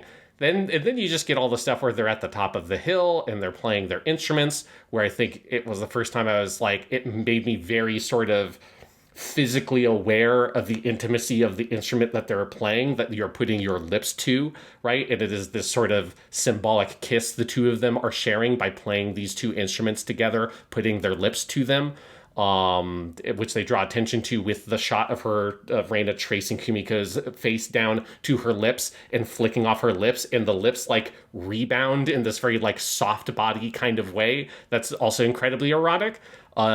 It's fucking crazy. It is also crazy, and it is it's inherently so it is about, and in all the things you're framing here also, Sean, with the thing is about relationships at the beginning, and it's there throughout the episode. One of the earliest shots that's in your screenshot gallery is Midori just holding up her hands as a heart, it's telling you visually what this episode is about. But it is also about identity, it is about queerness, and it is about two people who go away from the rest of the civilization, right? They go out from the rest of the society that's having this gathering down at this festival, and they go climb the mountain, and they make confessions to each other that they are able to make in isolation that they are not able to down there. And it is again doubling the music and the sexuality in so much as it is Reina kind of confessing and opening herself up to Kumiko and saying, I'm different. It is about being different and saying, I'm not like these other players. And on the level of the music playing, it is about her having this intense drive to be special and to be different and to be better.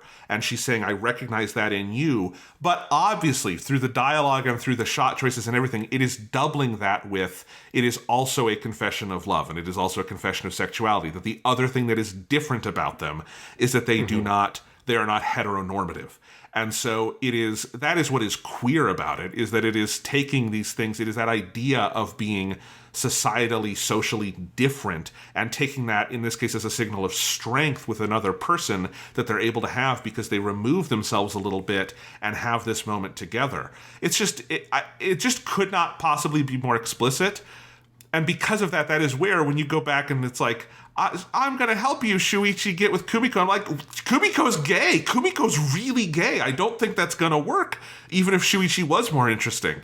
And yeah, it's a beautiful episode that I also think almost dooms the show if it ever has to go outside of that direction. Do you know what I mean? Yes. Although I will say, whatever happens in the future, which again, like, I just don't... There's something in my gut that I just feel like they're not actually going to properly cross that line and make it an explicit relationship between Kumiko and Reina. And also I'll say, like, I don't know if it necessarily has to be. I think it is fine for it to be like steeped in this thick brew of heavy musical symbolism that is just like, it's crazy because it makes it more intense, honestly, to me. Like, this is kind of what I was trying to say at the beginning of the podcast, where I have watched shows like a Bloom Into You or a Sakura Trick that are straight up lesbian shows where the two main characters like make out and it's like a whole thing. And this is more intense than that. I think partially because it's relying on things that are more primal in some ways. Through its like visual metaphors and through the use of the music in particular that carries it as this sort of like more spiritual thing, that it gets so much more charged with that.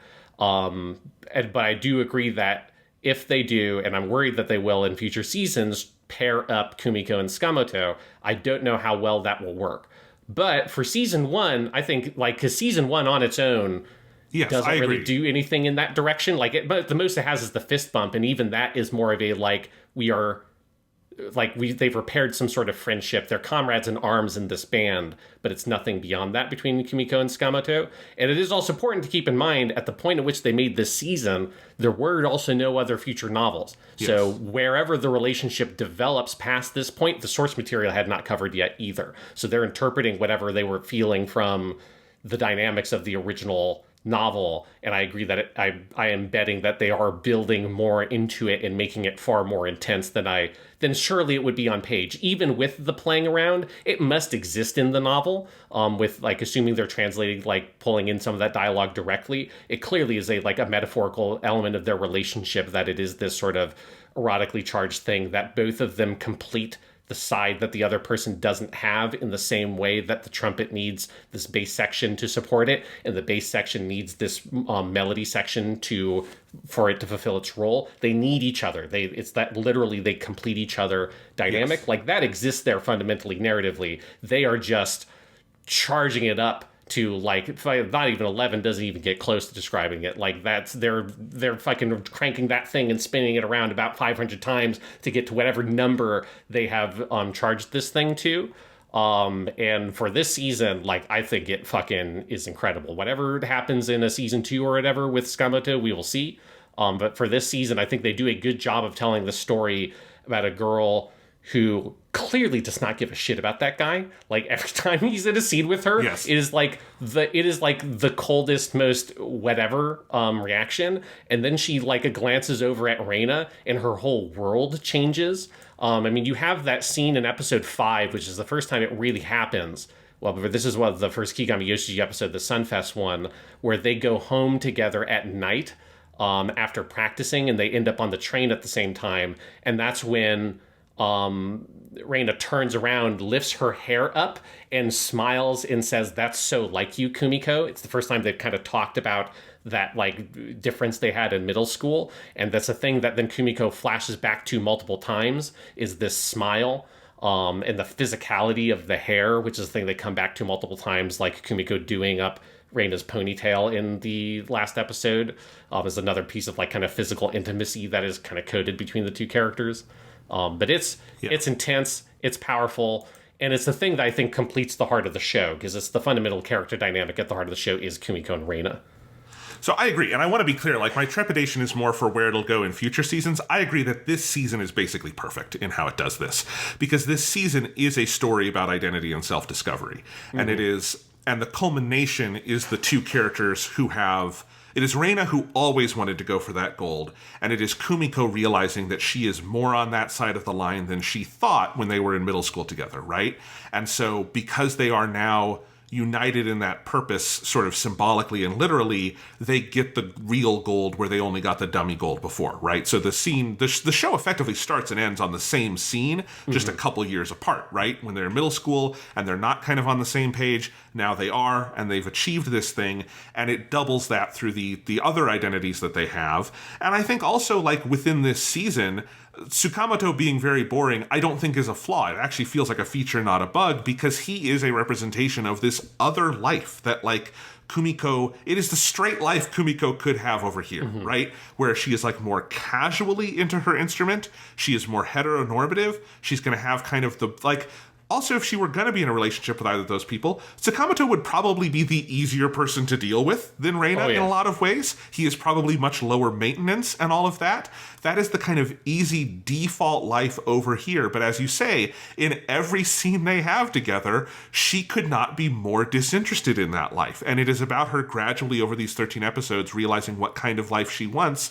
And it's the life at the end where she and Reina are united in this kind of, you know, crazy purpose that separates them from the rest of their peers to a certain extent, but they have this real passion for it and for each other. And the end of the show is even, it's in the framing of, like, the very final shot of the season, which is where they're all together reading the gold, but it is, Tsukamoto is in the shot, and instead it is Kumiko going and hugging Reina and them both crying together, while Tsukamoto is over here being like, "Oh, hey guys, it's even more than that, because their hands are intertwined, and then it zooms in on their hands, which is also the thing that Taki Sensei uses early on when the first time they're able to play the ensemble together. He puts his hands together like this. He does it again in the last episode when they're about to go out to do the performance, and then the last shot of the show, other than it spinning up to the sky with the shoe, it's over kanji on the screen, is them with their hands intertwined, and it zooms in on that. That it is, it is so intense with how focused it is on that, and to the point where other characters like notice it as well, right? Because you get moments in some of the preceding episodes where either Midori or Hazuki like try to make time for, like, oh, you want to go invite her for lunch, or oh, I gave you like they're the little like yo-yo things or whatever the heck those things are that the Team Monica gives them, she's like, oh, I made yours, like they're like color flipped versions of each other. So it's like the other girls also clearly see what is going on there, and that there is, it's intense. It's something they can't butt in on. Her relationship with Reina is fundamentally different than her relationship with Hazuki and Midori. It's just a whole different dimension that she's living in there. Like, honestly, I would say this season on its own, don't consider anything that comes after it, and I don't know, I haven't seen it. This is a queer show. It's what it's about. It's so core to what it is, like, and I think you can fully read it as that. And does it really matter at the end that we don't have like an explicit kissing scene between them? Not really. They're, first years in high school kids, and this is a very short period in their life, and you end the show and you imagine where they go from there. But it is about that. Like, you don't have to put a name to it when the visuals and the storyboarding and all of that is doing it for you. That's the great thing about film, is film itself is a language, and it's a very explicit language in the case of Sound Euphonium. Yes, and this is just a shout out, because we're talking all over this, but with Reina as well. Just to shout out her performer, Anzai Chika, her voice actress, who, like, coincidentally is in another show that is very similar to this exact dynamic we're talking about, Licorice Recoil, which came out a few years ago. Very good show. That is also one that's like, it's basically a Yuri show without explicitly being that, where she plays the main character, Chisato, in that. It's also a very good performance. But one of the weird things is that there is the other character whose name I'm blanking on, who's the one she's paired with. It's kind of like her role is flipped, because there's a character that is the Reina of that show, and Anzai Chika plays the other one. So, a dynamic performer can play all kinds of roles, but it's just a weird coincidence. If you look up Licorice Recoil and you see the two lead characters, she plays the one that you wouldn't think based on her playing Reina. But it's a great performance in this show. I mean, it's just a fucking dynamite character. Like, what a lightning character. Reina's one the of the best, characters of the show that I think also has this dynamic of, there's a very kind of mercurial quality to her that's very powerful, and it's just your eye is drawn to this character whenever she's on screen. And I love the slow build of, she's only in the background in the first few episodes, because Kumiko hasn't sort of built up the courage to go see that and like kind of explore this option here. Again, another thing that feels very queer, that like she knows that whatever she's feeling for her is like this different thing that she does not know how to deal with. Then you have the scene in episode 5 where Reina turns around and smiles and says, "That's so like you, Kumiko." And at that point, you get this slow development of the relationship. But the way in which Reina is so like aggressive and intense, but also in a way that feels very authentically teenager, right? This desire to be so special. It's such this kind of youthful adolescent thing of being like, I want to be the most important person in the world. Like, I want to stand out, because when you are that age is when you start to slowly realize you aren't the most special person in the world. You don't stand out, right? This goes back to fucking the Melancholy of Suzumiya Haruhi, where her whole thing in Haruhi's whole thing in that was her experience at the baseball game, looking across the stadium and seeing it's full of like 100,000 people or whatever, and her going and doing the math and realizing that that was just a tiny fraction of the people who live in Japan, which is a tiny fraction of the people who live in the world, and that she is a blip. She's a tiny grain of sand on the giant beach that is the universe, and her life is insignificant amongst that, incomprehensible enormity. And I feel like where Reina is at is she's sort of struggling with that feeling of being like, I want to be the best person in the world at this thing. I want to be different than everybody else. And that sort of the intensity of her emotion comes out from the impossibility of what she wants to be. And I just think that that's like a super compelling and dynamic character. Yeah, absolutely. She rocks. She is also like the most badass high school character in anything ever. There's the episode where all the like tension boils over at the club and the anger at the audition, and she just starts lashing out at the girls and there's that line she says, "If you're gonna complain, do it when you've surpassed me," which sounds like something fucking Vegeta would say in Dragon Ball Z, or like someone would say in a Yakuza movie after like cutting off their finger and tossing it at the boss. Like, she is, she could absolutely go step into a Yakuza movie and fuck some people up. Oh yeah. No, she does not bend. She's intense. It's great. Like, what a fucking phenomenal character. Love her. So, and I do like the other main characters in the girl group, too. We have, Kato and Midori Kawashima. Let's not dead name this poor girl who has chosen the name Midori because her mom chose a terrible name. Her mom chose a perfectly fine name if she was in a very different world. But yes, as a Japanese high school girl being named Sapphire, that's pretty unfortunate. I love in the opening theme, they have all the characters and their names are written in this fun, like, hiragana font that looks like musical notes. And whenever you see Sapphire trying to be written out in hiragana, it hurts because it's such an awkward word to try to write in a Japanese phonetic style. It's hilarious. It's great. But no, I love those two performances as well. I also think it is incredibly funny that Midori, the cutest character on the show, her name is literally Moe Toyota. Yes, who we have had before. She played Inami Sakura in Beyond the Boundary. She's in a couple of other things. She's also in Bang Dream, which is one of those big idol gacha games. But yes, I love both these characters.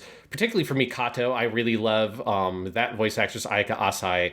I recently saw a lot because she plays one of the main supporting characters on The Dangers in My Heart, which is a great show. She plays Kobayashi, who's Yamada's best friend in that show. And this was her big breakout role. This is like the first big thing she was in. And Kata is just such a fun character. I love her role as being the kid who, this is her first time in band. And so in the first few episodes, she's kind of your like audience surrogate character who gets to ask all the dumb questions about how the fuck does any of this stuff work, which is useful even if I think you're a band person in America, because there's some specific things about how Japan runs this program that I'm like, what? Like, what is this? What are you guys doing here? There's still some questions I have about Taki Sensei's capacity in the school. And like, does he teach like a bunch of normal classes or not? Like, that's the thing that I'm curious to see. I don't really know like how far his role extends beyond being the advisor for this club. That I wish someone would ask questions, but that's obviously for a Japanese audience would be so trivially obvious that they probably don't need to ask. But I'm a little confused by what the rest of his role is. But anyways, Kato, super fun character, and I very appreciate they have the OVA that you get to see her POV while all the other stuff's going on after she ends up getting dropped for the competition, and her whole thing where she runs back to the school to go get the mallets, and how much kind of buy-in she has on the club and what they're doing. Even she doesn't get to play, how much she sort of like gets bought into the heart of the message of what this club is about. I think it's a really important character to include, to have that full scope, that you're not just looking at, here's the brilliant genius players on the concert band, which I think would be an easy way to design a show like this, including here's someone who's a complete novice, who doesn't even get to compete in this competition, but gets to show you the joy of music. And there's this great episode, which episode is this? I think it's episode 6. Yes, episode 6, which is the one where she's getting really frustrated, where she can't play her instrument well, and nobody's ever able to help her, and they're all trying to give her advice. And at the end, they realize, like, oh shit, she's never actually played in an ensemble. All she's ever done is sit there and run scales and drills and that stuff. She's never really been able to play a piece of music, which I think is a great story to tell, because it's so true of like whatever instrument you play, that when you're a novice, the big hurdle is this frustration over what you're doing does not sound like music. It sounds like nonsense and bullshit and nothing, and it sounds awful and just garbage. And it's this feeling of, being able to put my skill in context, especially if you're playing a goddamn tuba. You need to play with other people for your instrument to fulfill its role. And as soon as they just play Twinkle, Twinkle, Little Star, which the name of the episode is Twinkle, Twinkle, Little Tuba, and her face lights up and she's like, oh, this is it. This is what music is. That's like a great story to tell in the show. And you need a great character like Hazuki to be able to tell it. Oh, absolutely. And it's very true. It's also probably the reason I didn't, that's the thing I liked about playing viola in school, then why I did it for so many years. It was fun to be part of the group and be part of the ensemble and hear the music kind of come together, right? It was much harder for me when I had to like practice on my own, because that's the boring, hard stuff that very much separates the wheat from the chaff in terms of who's going to stick with it. But yeah, I like that story and I like that episode, and I like the silly titles of episodes in this show, like Twinkle, Twinkle, Little Tuba. No, but I love these characters. But the character I really love, as long as we're talking about some of the supporting characters, is Asuka, the VP, voiced by Mugi from KyoAni. Oh my god, she's the most fun. She really has the same energy as the teacher in KyoAni. What was her name? Sawa-chan Sensei. Sawa-chan Sensei. I feel like she is that character for this show. I know she's not a teacher; she's their same age, but like she brings that same energy into the show. Yeah, Tanaka Senpai is what a fucking character. And yeah, Kotobuki Minako, Keon, OG, Mugi herself, come back here. Obviously, she's been a lot of stuff, but she will always be Boogie. Whenever a Keon actress shows up, just for the people listening to get the Sean Note experience, I always just put the character name in huge exclamation points because I love all the characters of Keon so much. So it's just Boogie, Keon, and then there's some other stuff she was in. But yeah, Tanaka Senpai, this character, she's like almost like Shakespearean to me in the like sort of the depths you can plumb. She's so mysterious that there's so many sides to her where and it's a thing that Kumiko is kind of constantly struggling with, figuring out what the fuck is up with this girl? Like, what is her deal? Where she's doing like weird, crazy magic tricks, and is constantly like jumping and joking around and acting like an absolute fool. But then at the same time, she seems to be, maybe outside of Reina, the most talented musician. She's like the most dedicated musician. She's so intense about it. You have these moments where like the relationship drama comes up and she just like freaks out about it, right? There's the where Kato can't play the music because she's bummed out about all the Tsukamoto stuff that's happened, so she kind of sends her out of the room, and then Tanaka just has this absolute breakdown going like, I don't give a shit, oh my god, I do not give a shit about their drama, I'm gonna go practice on my own. And there's all this stuff like that. There's all this stuff with Kaori, who's trying to do the trumpet solo, and she's just not giving her opinion, where Kaori keeps on like, well, I want to know what you think. Do you think I'm better than her? Do you think she's going to win? What do you think should happen? And she just refuses to give her opinion. She refuses to let that mask fall for even a second. And the whole dynamic with the club president and her clearly being someone who is the most respected member of the group, but refuses to actually be the president of the group.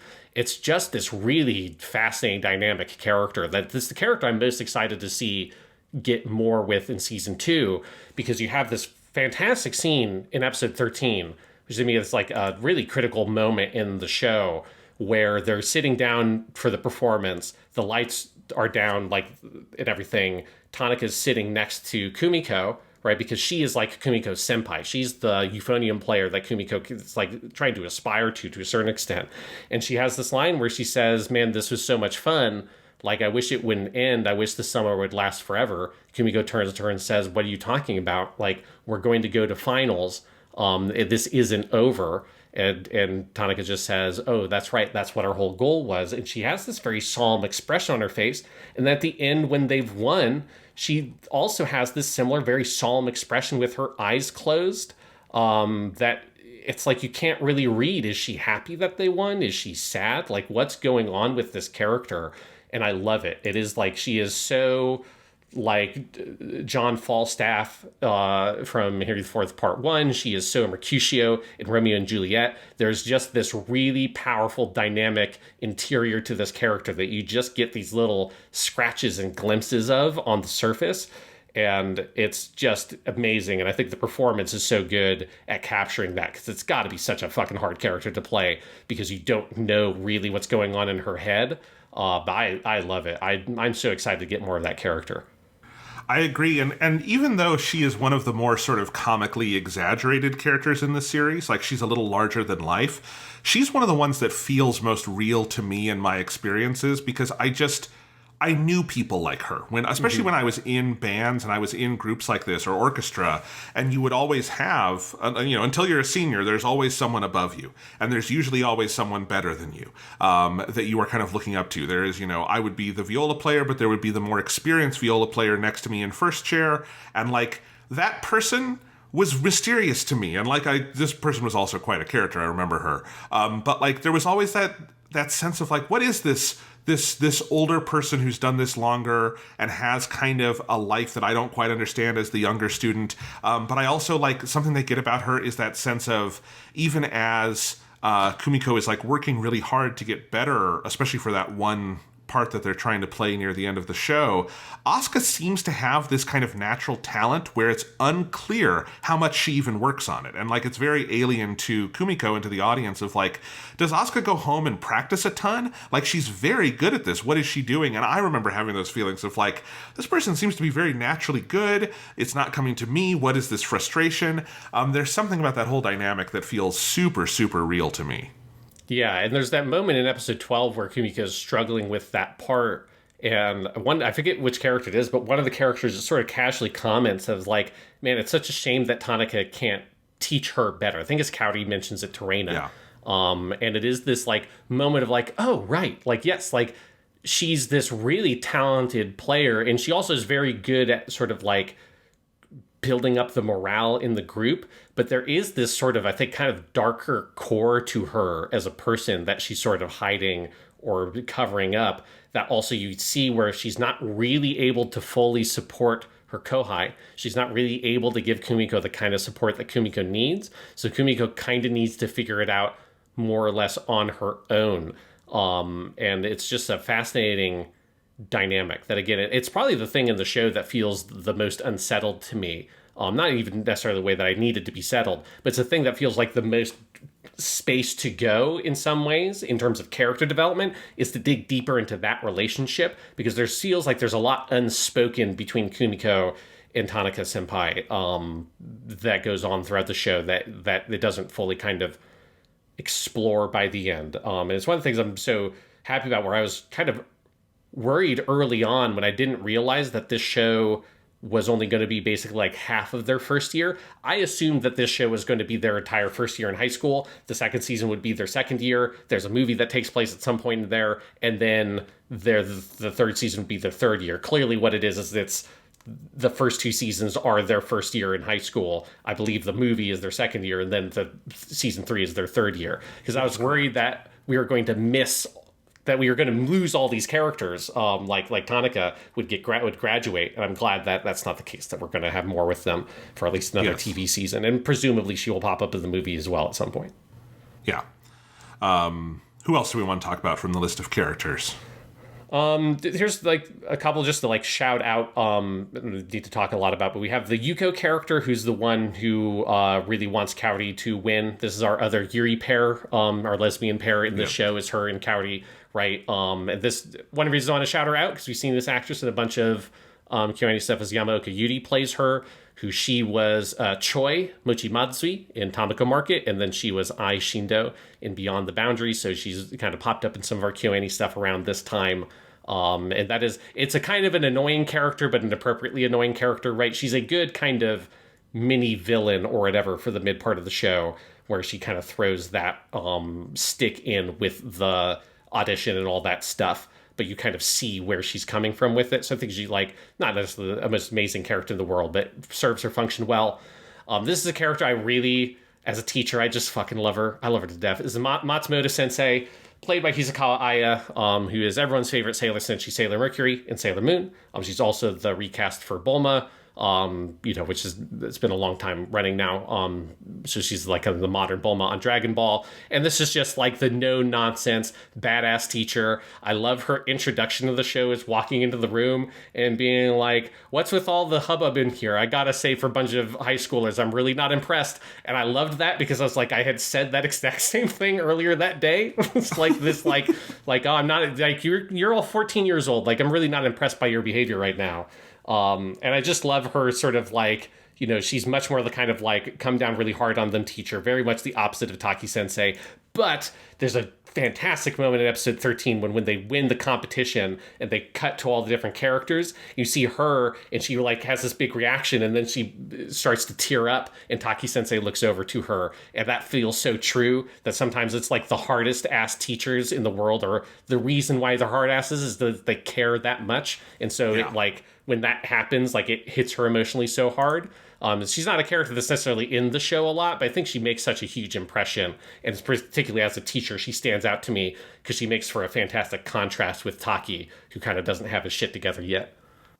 Absolutely. We also have Hayami Saori here again. Yes. As Haruka, the club president. She's great.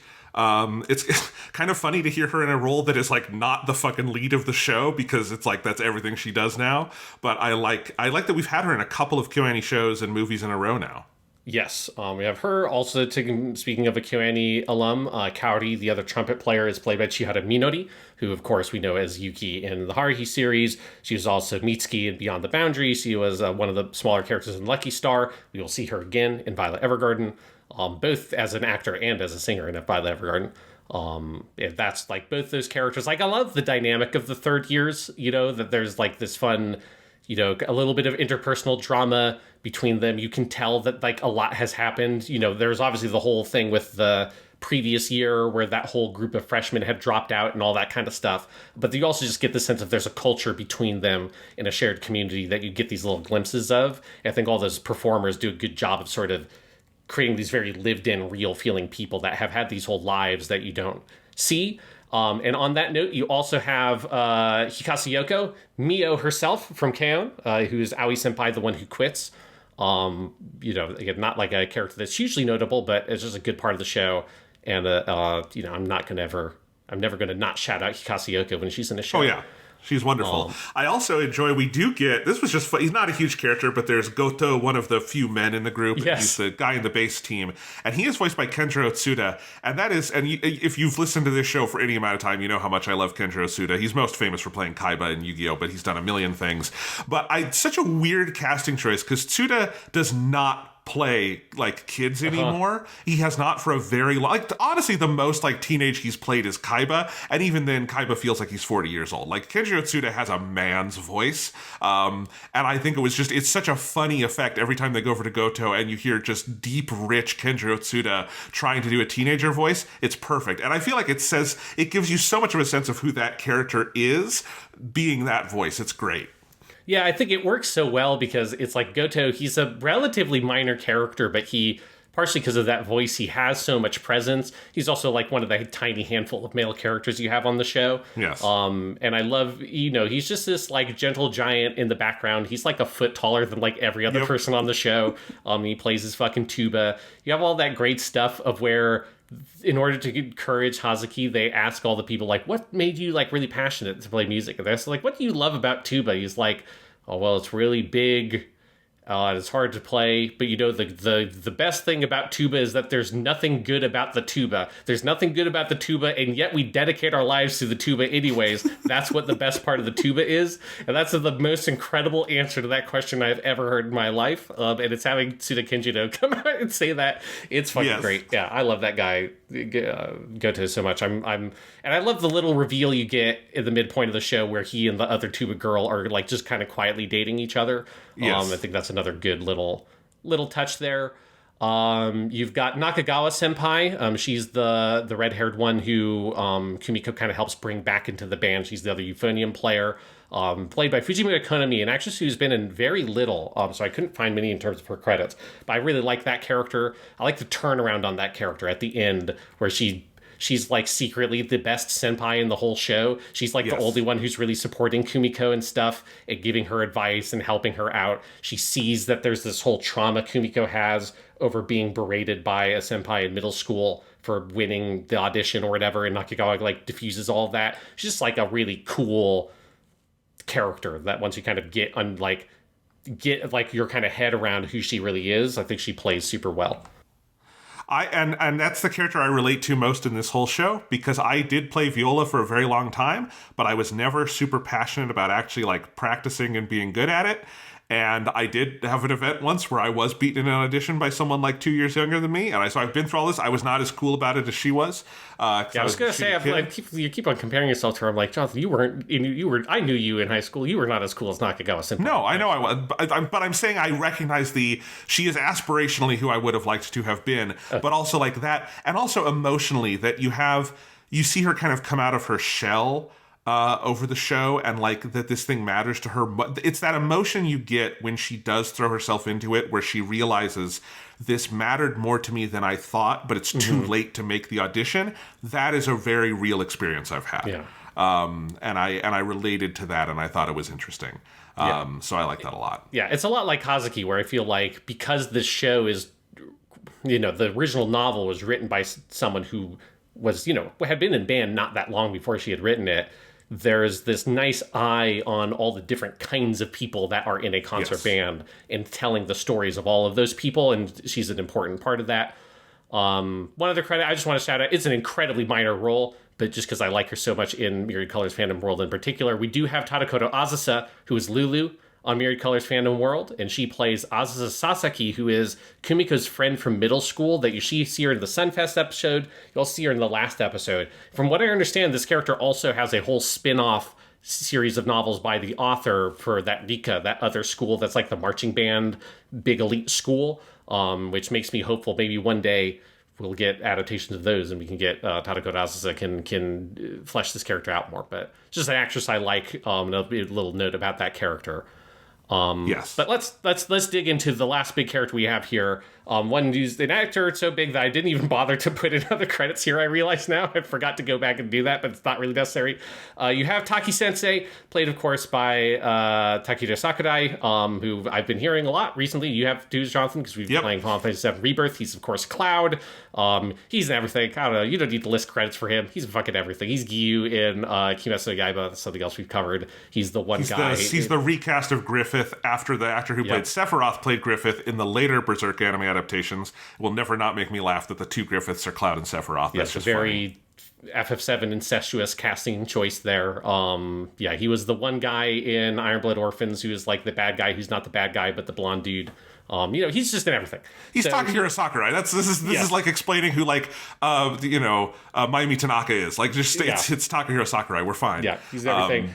He plays Taki Sensei here. Yeah, and it's a great performance. It's a great character. I just love the dynamic of this character, of this guy who knows a lot about music. And I think in his core, he is and will be a really good teacher, but also is, as you learn, he's a first-year teacher. This is the first time he's ever tried to do this. And he's kind of stumbling his way through it. And the kids are helping him get through it. And it's a great character, and I think a great conceptualization of a teacher character, but it does give you like a lot of sort of stuff to talk about with the pedagogy and the perspective of like what he tries to do to teach them what works and what doesn't, that I think is very interesting. So you get I'm actually really interested to hear your perspective on this, Sean, because I'm coming at it from more of like my memories of being in an orchestra, being in these scenarios as a student, and I have never taught high schoolers in like tutoring settings, but I have not taught a high school classroom like this, and I haven't taught music like this, so I'm coming at it more from that side. And from that student perspective, I have to say, he struck me as a pretty good and chill teacher, and I have seen much worse versions of him.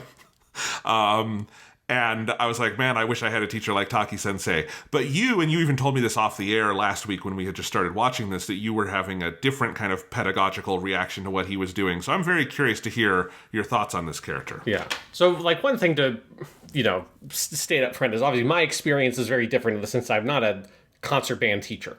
And I do not know what it takes in like that side of things. That's not part of my role. Like the closest thing was me being a coach in debate. So I do have some experience of like running an after school club and organizing competitions and that side of it. There's a whole fucking insane administrative part of it that I'm sure the concert band teachers, it's like significantly more complicated with the number of students you're dealing with and the fucking instruments, which are crazy expensive, hiring the goddamn buses, all that shit.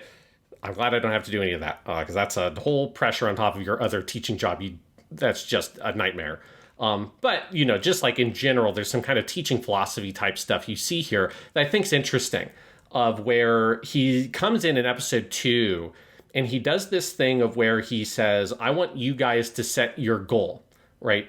Do you want to go for nationals or do you want to just sort of have fun? And he takes a public vote of where he has them raise their hands to pick their goal. And of course, everybody picks going to nationals because that's the only thing they can realistically pick in that situation. And it's an interesting thing to come in and do, where it strikes me as like, in an American education context, you describe his approach as trying to be kind of, say as PBL would be the acronym, but project-based learning, where it's a method of teaching that's honestly far more research supported than a lot of what actually ends up getting taught in American high schools, because standardized tests and everything are opposed to project-based learning. But project-based learning is a fundamentally student-oriented and student-motivated method of constructing classes that is about allowing the students to pick what are your goals, like what are you aiming to achieve, how do you achieve that, and then the teacher's role is less of a instructor in that sense and more of an advisor or a guide who helps shape you and push you in the direction that the student has picked to go in. And if you go very, very hard on PBL and you're like, go all the way with it, I mean, you're getting rid of, at that point, lots of like the mandatory structure of public education, which everyone needs to take these kinds of credits and learn these kinds of things for X, Y, and Z reasons. And it's, you know, if you're going super hardcore with it, it would be entirely student motivated. And there are some alternative schools that exist that would go in that direction. Generally, at least in American education, our education system is a mix of these kind of PBL directives with the much more rigid mandated state standards, building up to a state test that the teacher does not control, that the student obviously does not control. Their goals and what they set does not in any way affect the test that they're taking, right? So education is sort of a balance of those two approaches. What is sort of administratively mandated and what is sort of driven by the students. And he does this interesting thing of where he sort of presents it as being this is a student-driven initiative to go for nationals. Because of the way that he sets it up, it isn't really, because the psychology in the classroom is if you're taking a public vote where everyone else can see how everyone else is voting, you are not getting an authentic vote from those students in any way, shape, or form.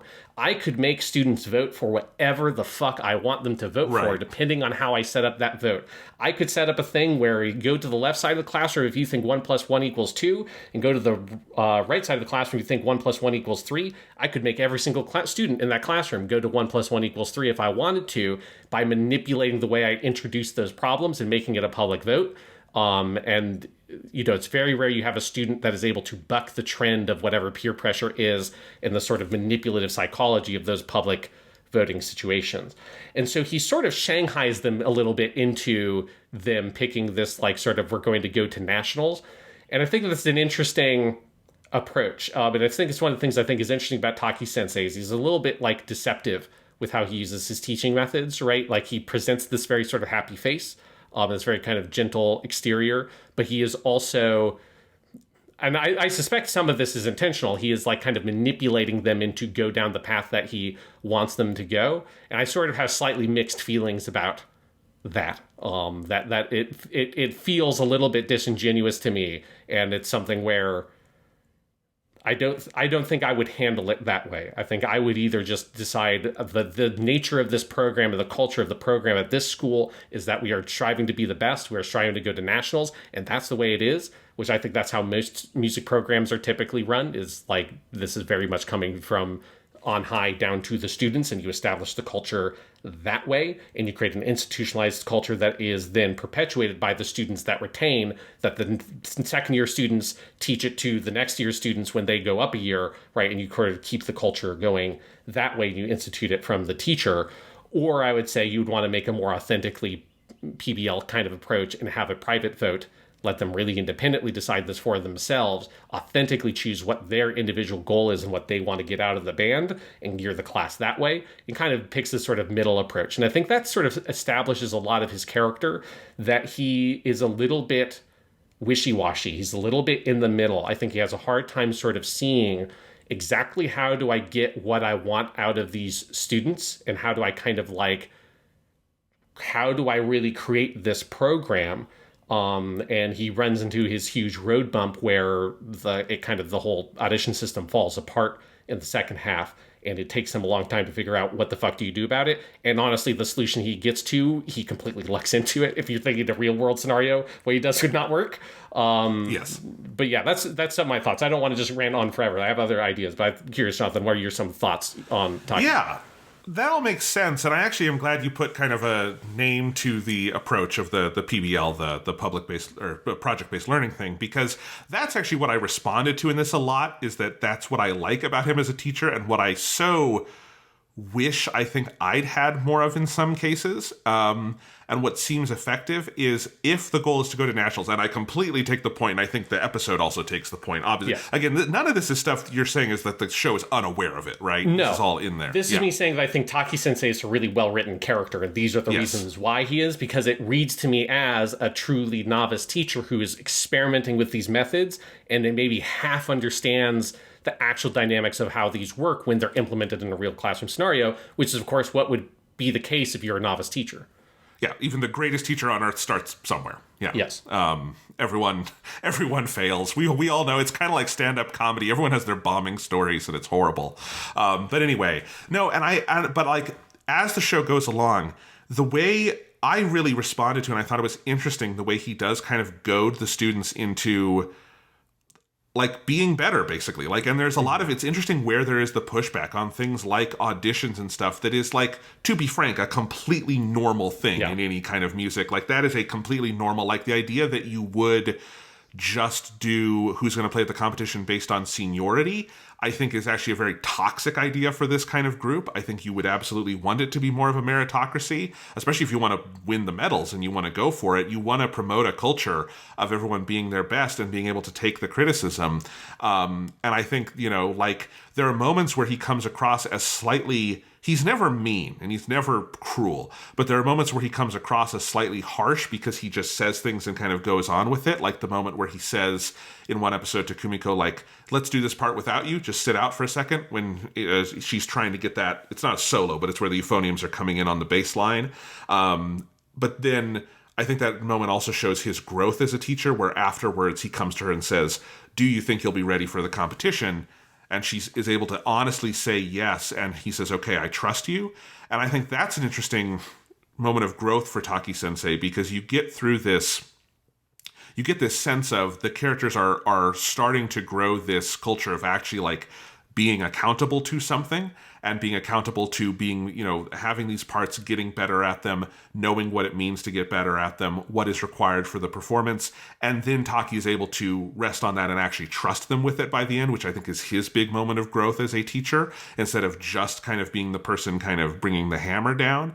But yeah, I actually really enjoyed watching him as a teacher and the kids dealing with this, and that there's this kind of culture shock of them nominally saying they want to go to nationals early on, and then when they are pressed with someone who actually has the tools to get them there, there's all this pushback. And there's things where part of why I think he is uneasy with these students is because I think a lot of what he does is very common sense for this kind of thing, but it is not the actual culture that has been instilled at this school. And he is having trouble figuring out how to communicate that to them, which leads to, of course, the dual audition thing and all of that stuff.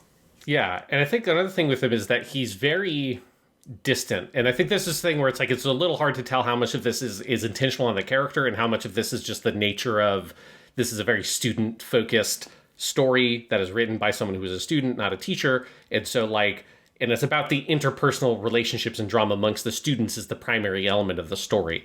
But it is interesting that you don't really see him teaching that much directly, right? Like it's most of what you get from him is like, we're all in the room together, we're doing the ensemble thing.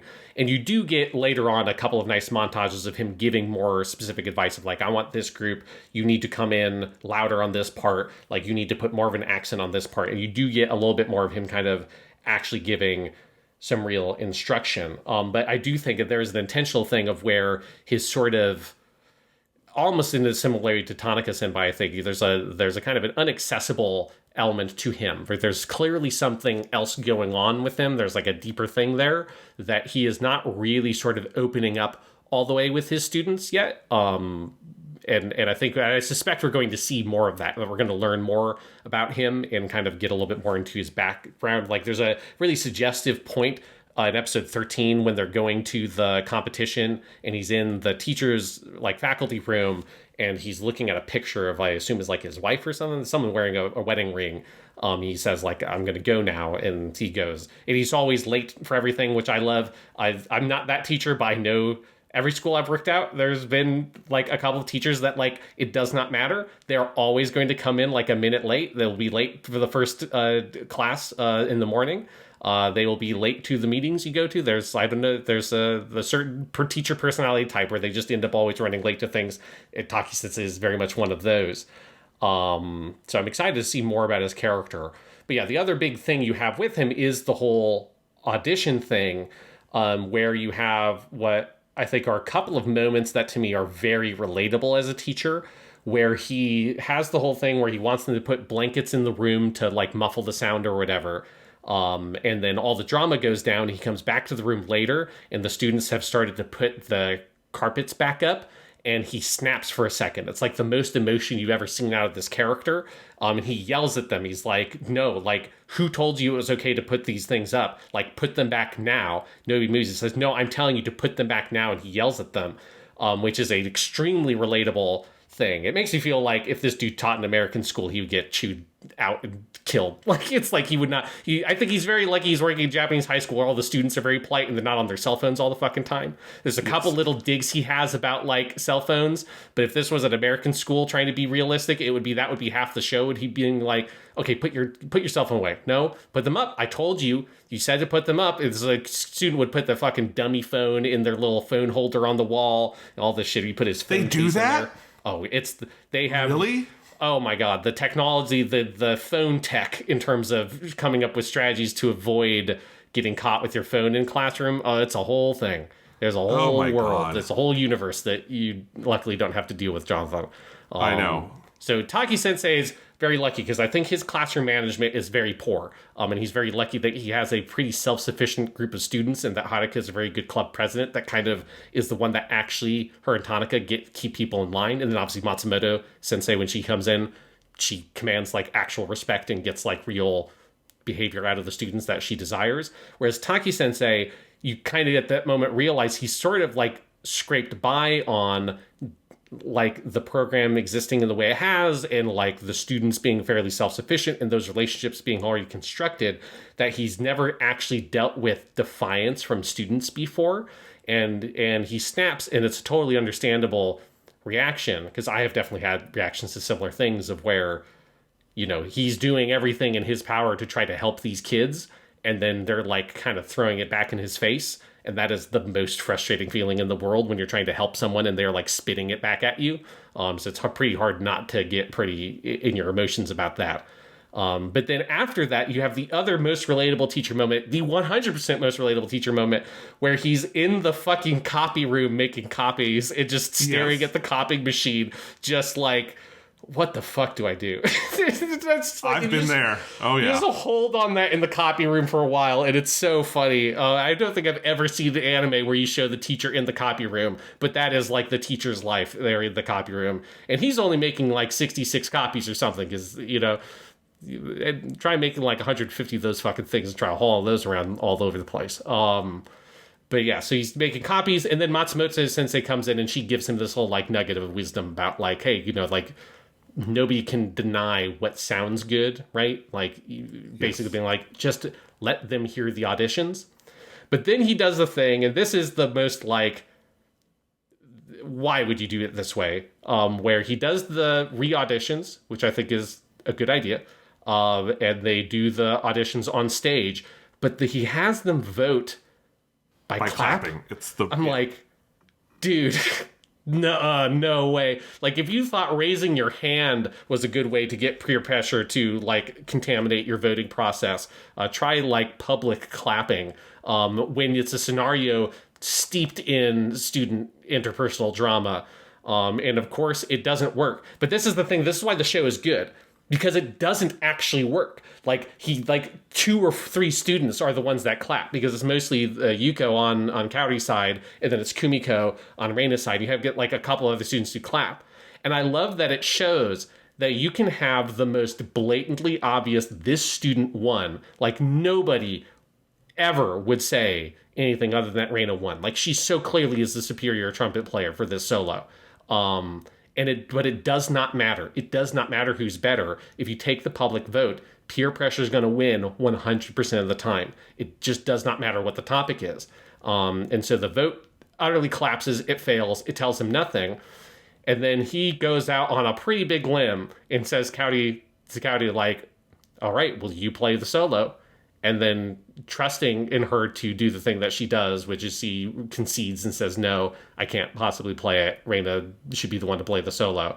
That's the one part where I think the show is getting a little bit, out there with, that's not a realistic outcome. That student would absolutely have just taken that solo. There's no way you could trust a student to do that. But I do really appreciate the way that scenario played out with the way they designed it, where I just assumed the outcome would be, oh, well, Reina plays, and then it's going to be uproarious applause that everyone now sees the light, that, of course, the student is the better one, and she's the one who should play the solo. And I think that I would have hated that way more, because that would have been totally unrealistic. There's no way you'd get that outcome. You would get the outcome of, like, nobody votes because it's way too awkward, and then he just has to come up with a different way to deal with this, which is just trusting his student. And I thought that was just a cool way for that scenario to play out. A little bit unrealistic from a teaching perspective. I would fucking never do this.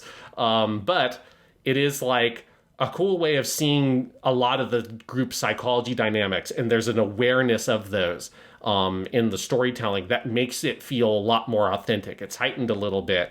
But I like them seeing Taki-sensei playing with this, like, how much do I trust the students? How much do I give myself to the students?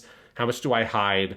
And then when you see him, the moment of him, like, really becoming a teacher is when, they kind of hinted at this moment earlier, in episode 12, Kumiko's been struggling with that thing. He very coolly takes her off of that part of the performance because she's not there yet. But she says, like, I can do it, and he still takes her off.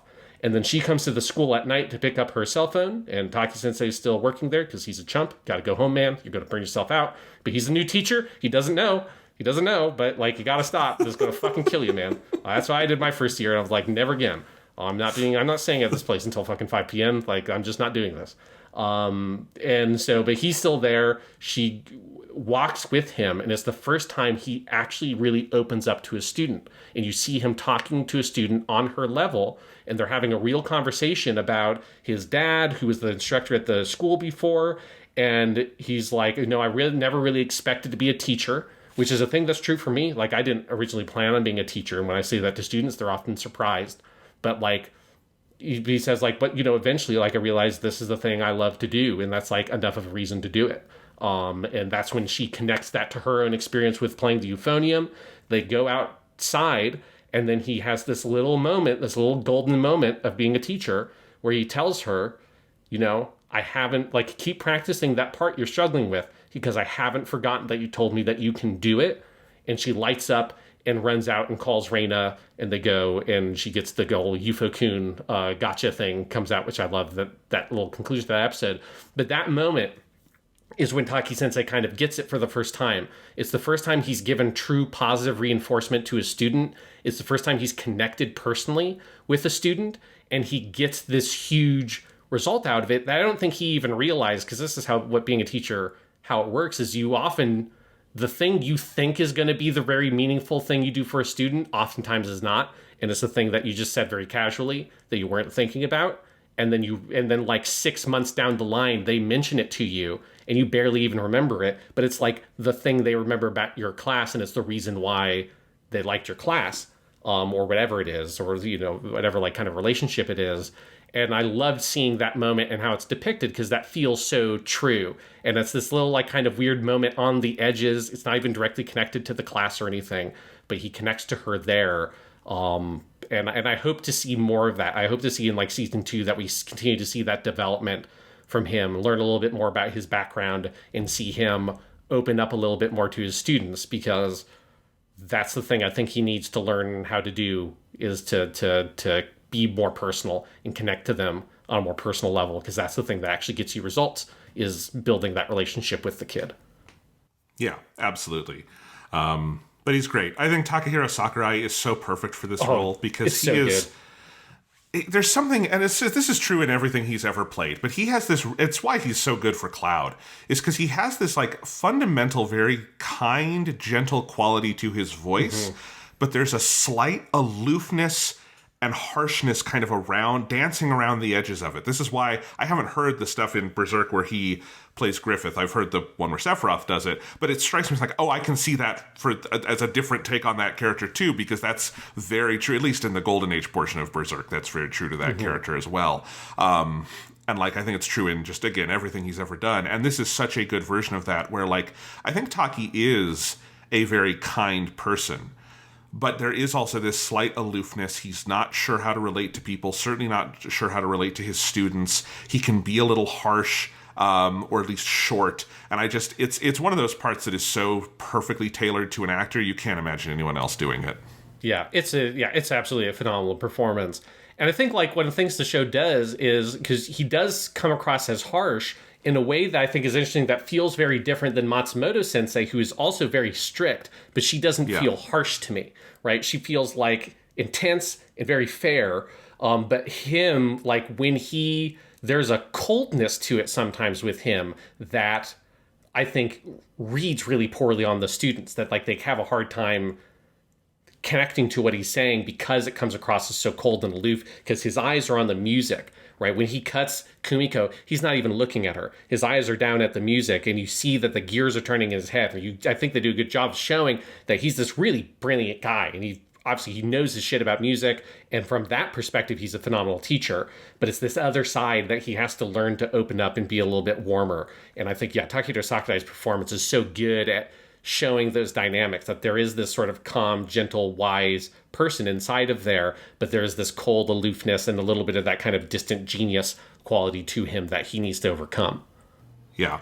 And I just appreciate, I think in most stories about, like, musical groups like this, you either get, kind of a schlubby music teacher who's not very good at it, or you get the very heightened J.K. Simmons and Whiplash, like, throwing chairs at people. And I want to be clear, I love J.K. Simmons and Whiplash, and I think that movie is fucking phenomenal. It is also an edge case, to be clear, about, like, what people are like.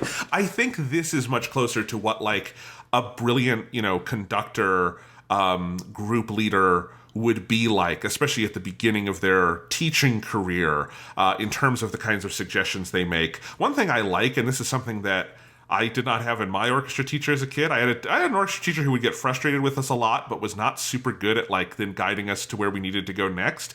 And I think you can tell he's always got a very clear, constructive criticism ready to go, of, like, and he's very pointed about it. And this is something that can come off as harsh, but I actually think, from my mind, is like, this is a very helpful thing to the students, is he always has, this is what you need to do, this is what we need to fix. Are you going to be ready with that part? And he doesn't make a big deal out of it. And sometimes, it's just, are you going to be ready? And people that's a good moment of using the peer pressure of, like, you need to recognize that you are in a group, and if you don't get here, you're letting everyone else down, and then not make a deal out of it. If it's a yes, okay, move on, we'll go on, right? And it's just, those sorts of things feel very real to me. Yes, yeah, I like all that part of his teaching, that, like, when it comes down to, okay, now we're doing, like, the individual sections, each person plays individually, and then, he always identifies a very specific thing about their playing, and then he always asks them. And this is part of that PBL approach, right? He's always like, this is the goal that you've set. Like, when will you have it be ready by? And this is stuff, like, this is what I do in my class, right? I'm always like, it's obviously different than playing music, but it's like, look, you said that you would be able to get a 7 out of 10 on this kind of assessment. This is the goal you set 2 weeks ago or whatever, when we were setting our goals for the common formative assessments or whatever. Texas has 5,000 billion standardized tests that you always have to take, so there's a lot of goal setting we do, but it's like, being proactive with the students, saying, let's set this goal, this is the time frame, this is when you need to do it by. It creates, like, clear boundaries and guidelines for them, that they take ownership over that part of their learning. And obviously that's even more exaggerated when it's this whole concert thing, where now, as he always puts in the context for them, you're part of this larger thing, like, everybody else is relying on you.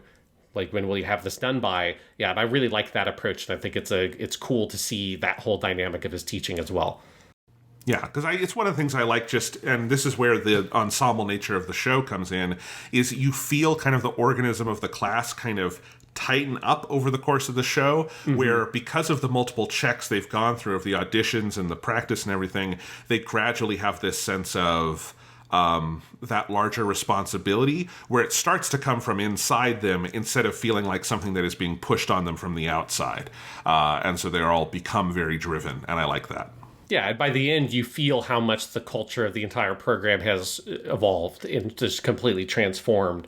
and the steps along the way. That part of that is shedding some of the students that are not going to buy into that culture, like Aoi, and she has to go. Like, and there's nothing wrong with that.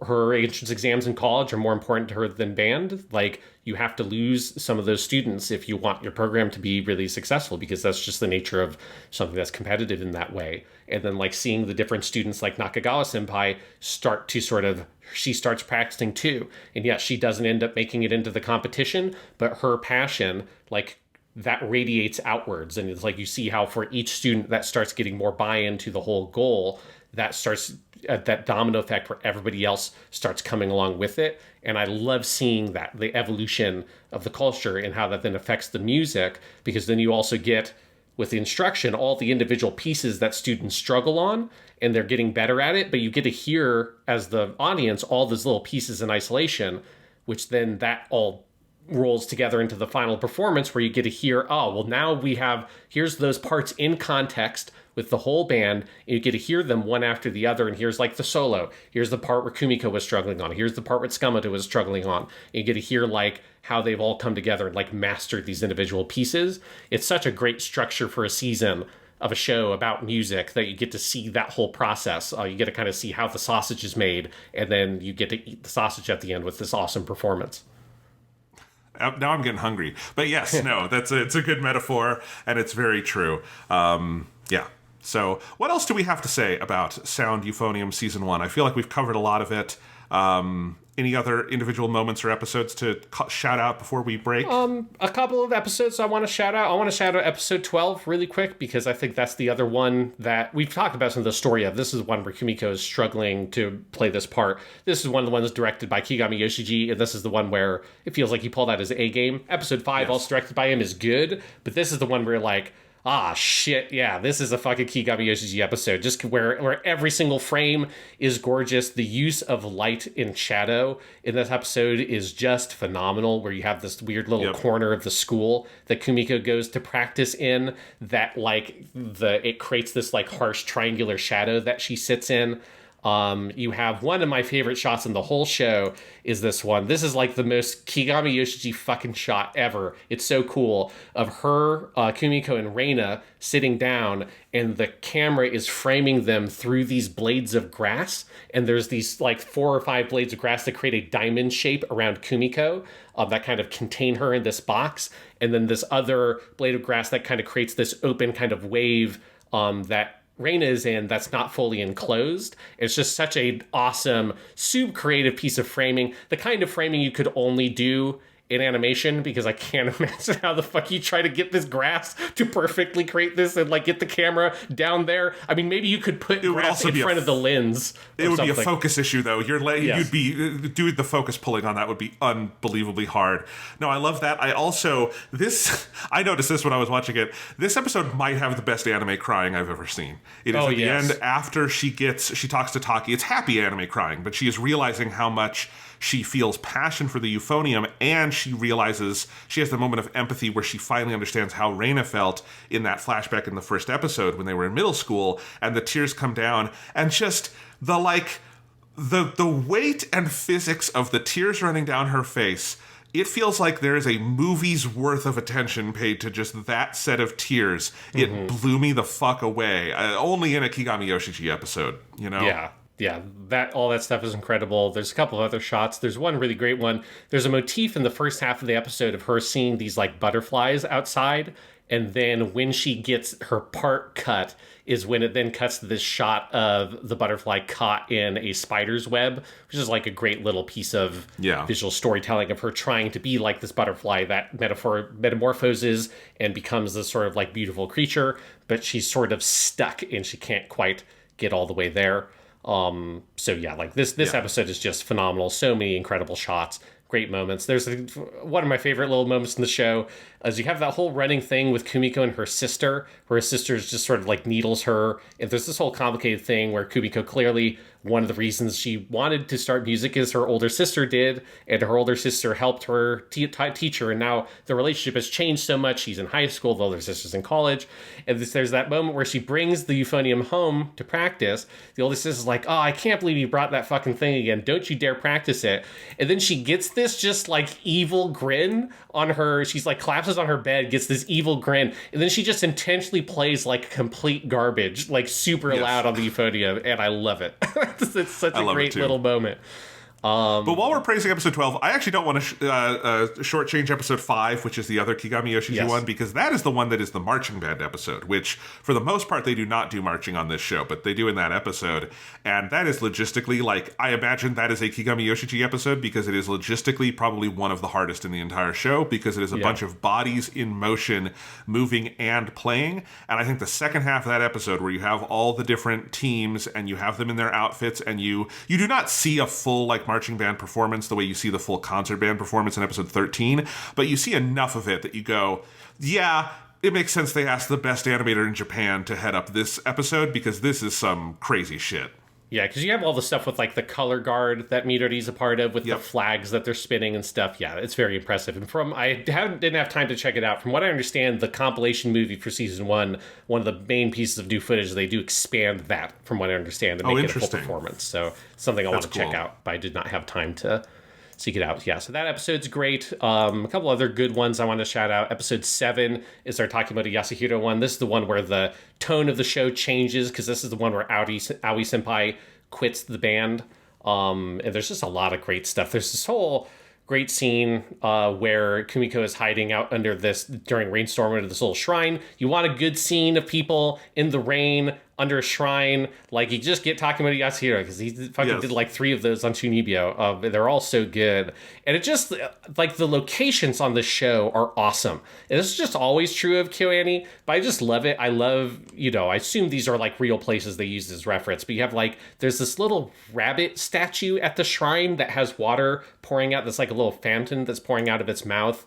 And this little sign of this girl in this polka dot dress showing how you wash your hands with, like, the ladle thing at Japanese shrines. And there's just all the little fiddly background details in this episode are so good. You get another Takimoto Yasuhiro classic is showing reflections of characters as a way to see their facial expressions. And there's no coffee cups here, so there's no scene in a diner with coffee cups you can do that with, but everyone's holding shiny metallic instruments, so you get the whole scene where Aoi is reflecting to herself before she quits, is this slow, you kind of cut back repeatedly, and each time you cut back, you zoom in closer in on her face, which is all distorted in the reflection of her saxophone, and it looks so good. And it's such a great visual way to show this big momentous choice she is building her way up to. It's like just fantastic direction. That is also a great episode. A wonderful episode. Always, I do like how they've started. Particularly, I feel like in Ishihara's shows, he likes to bring in Takimoto Yasuhiro as the person to, like, pivot the show in a certain direction. And it's obviously he's very, very good at that and everything else. But yeah, this is a great one. The color palette in that episode, where it's kind of gray, overcast skies, is so evocative. Absolutely. Yeah, I think those are the big episodes I want to shout out that we hadn't really talked a lot about. Anything else from you, Jonathan? No, this show is wonderful, and it's a really interesting show. It does, obviously, I think I have some trepidations of, I'm curious where it goes in season 2. And it is an interesting thing, because it, on the one hand, does feel kind of like, a kind of big one-season split core show, because we end, okay, they're going to the next level, but we've only gotten to one stage of the game. But I also think this one season does tell such a clear story with these characters, and is self-contained in such a nice way that it feels like a full experience, but certainly leaves enough on the table that I'm excited to see what goes next. And we've got a lot of sound euphonium left to catch up on. Yeah, I think I feel the same way. That I was very worried that it would feel like an incomplete show, because I kind of had, when you realize that, the show's going to end with them going to the first round of this competition thing or whatever, it was like, is that going to feel a little bit kind of unsatisfying? But it is the way they frame the character arc so perfectly. it makes sense to me why and how this would have been a single novel that wasn't necessarily meant to be a whole series, because it does tell like this really powerful story about this group of people going from point A to point B. Point A being, you know, not a lot of buy-in, like sort of like wandering your way through this kind of musical life, to point B, like, now I'm committed. I'm part of this group. I'm part of this program. I have all these friends. I have this super hot girl I'm now in love with, and we've got a whole complicated thing going on. And, you know, I've committed to the Euphonium, and it's such a like fantastic story. But there are all these little tiny threads with like Taki and Tanaka Senpai and all that stuff that I'm super, super excited to see. And I've been dying to watch season 2, because I actually finished season 1 a while ago, because I was a bit ahead of things, and I'm very excited that I get to pick it back up again. So that's what we'll be doing next time on Japanimation Station's Kyoto Vacation. We'll be covering Sound Euphonium season 2. Looking forward to the rest of Sound Euphonium. It's a very exciting time.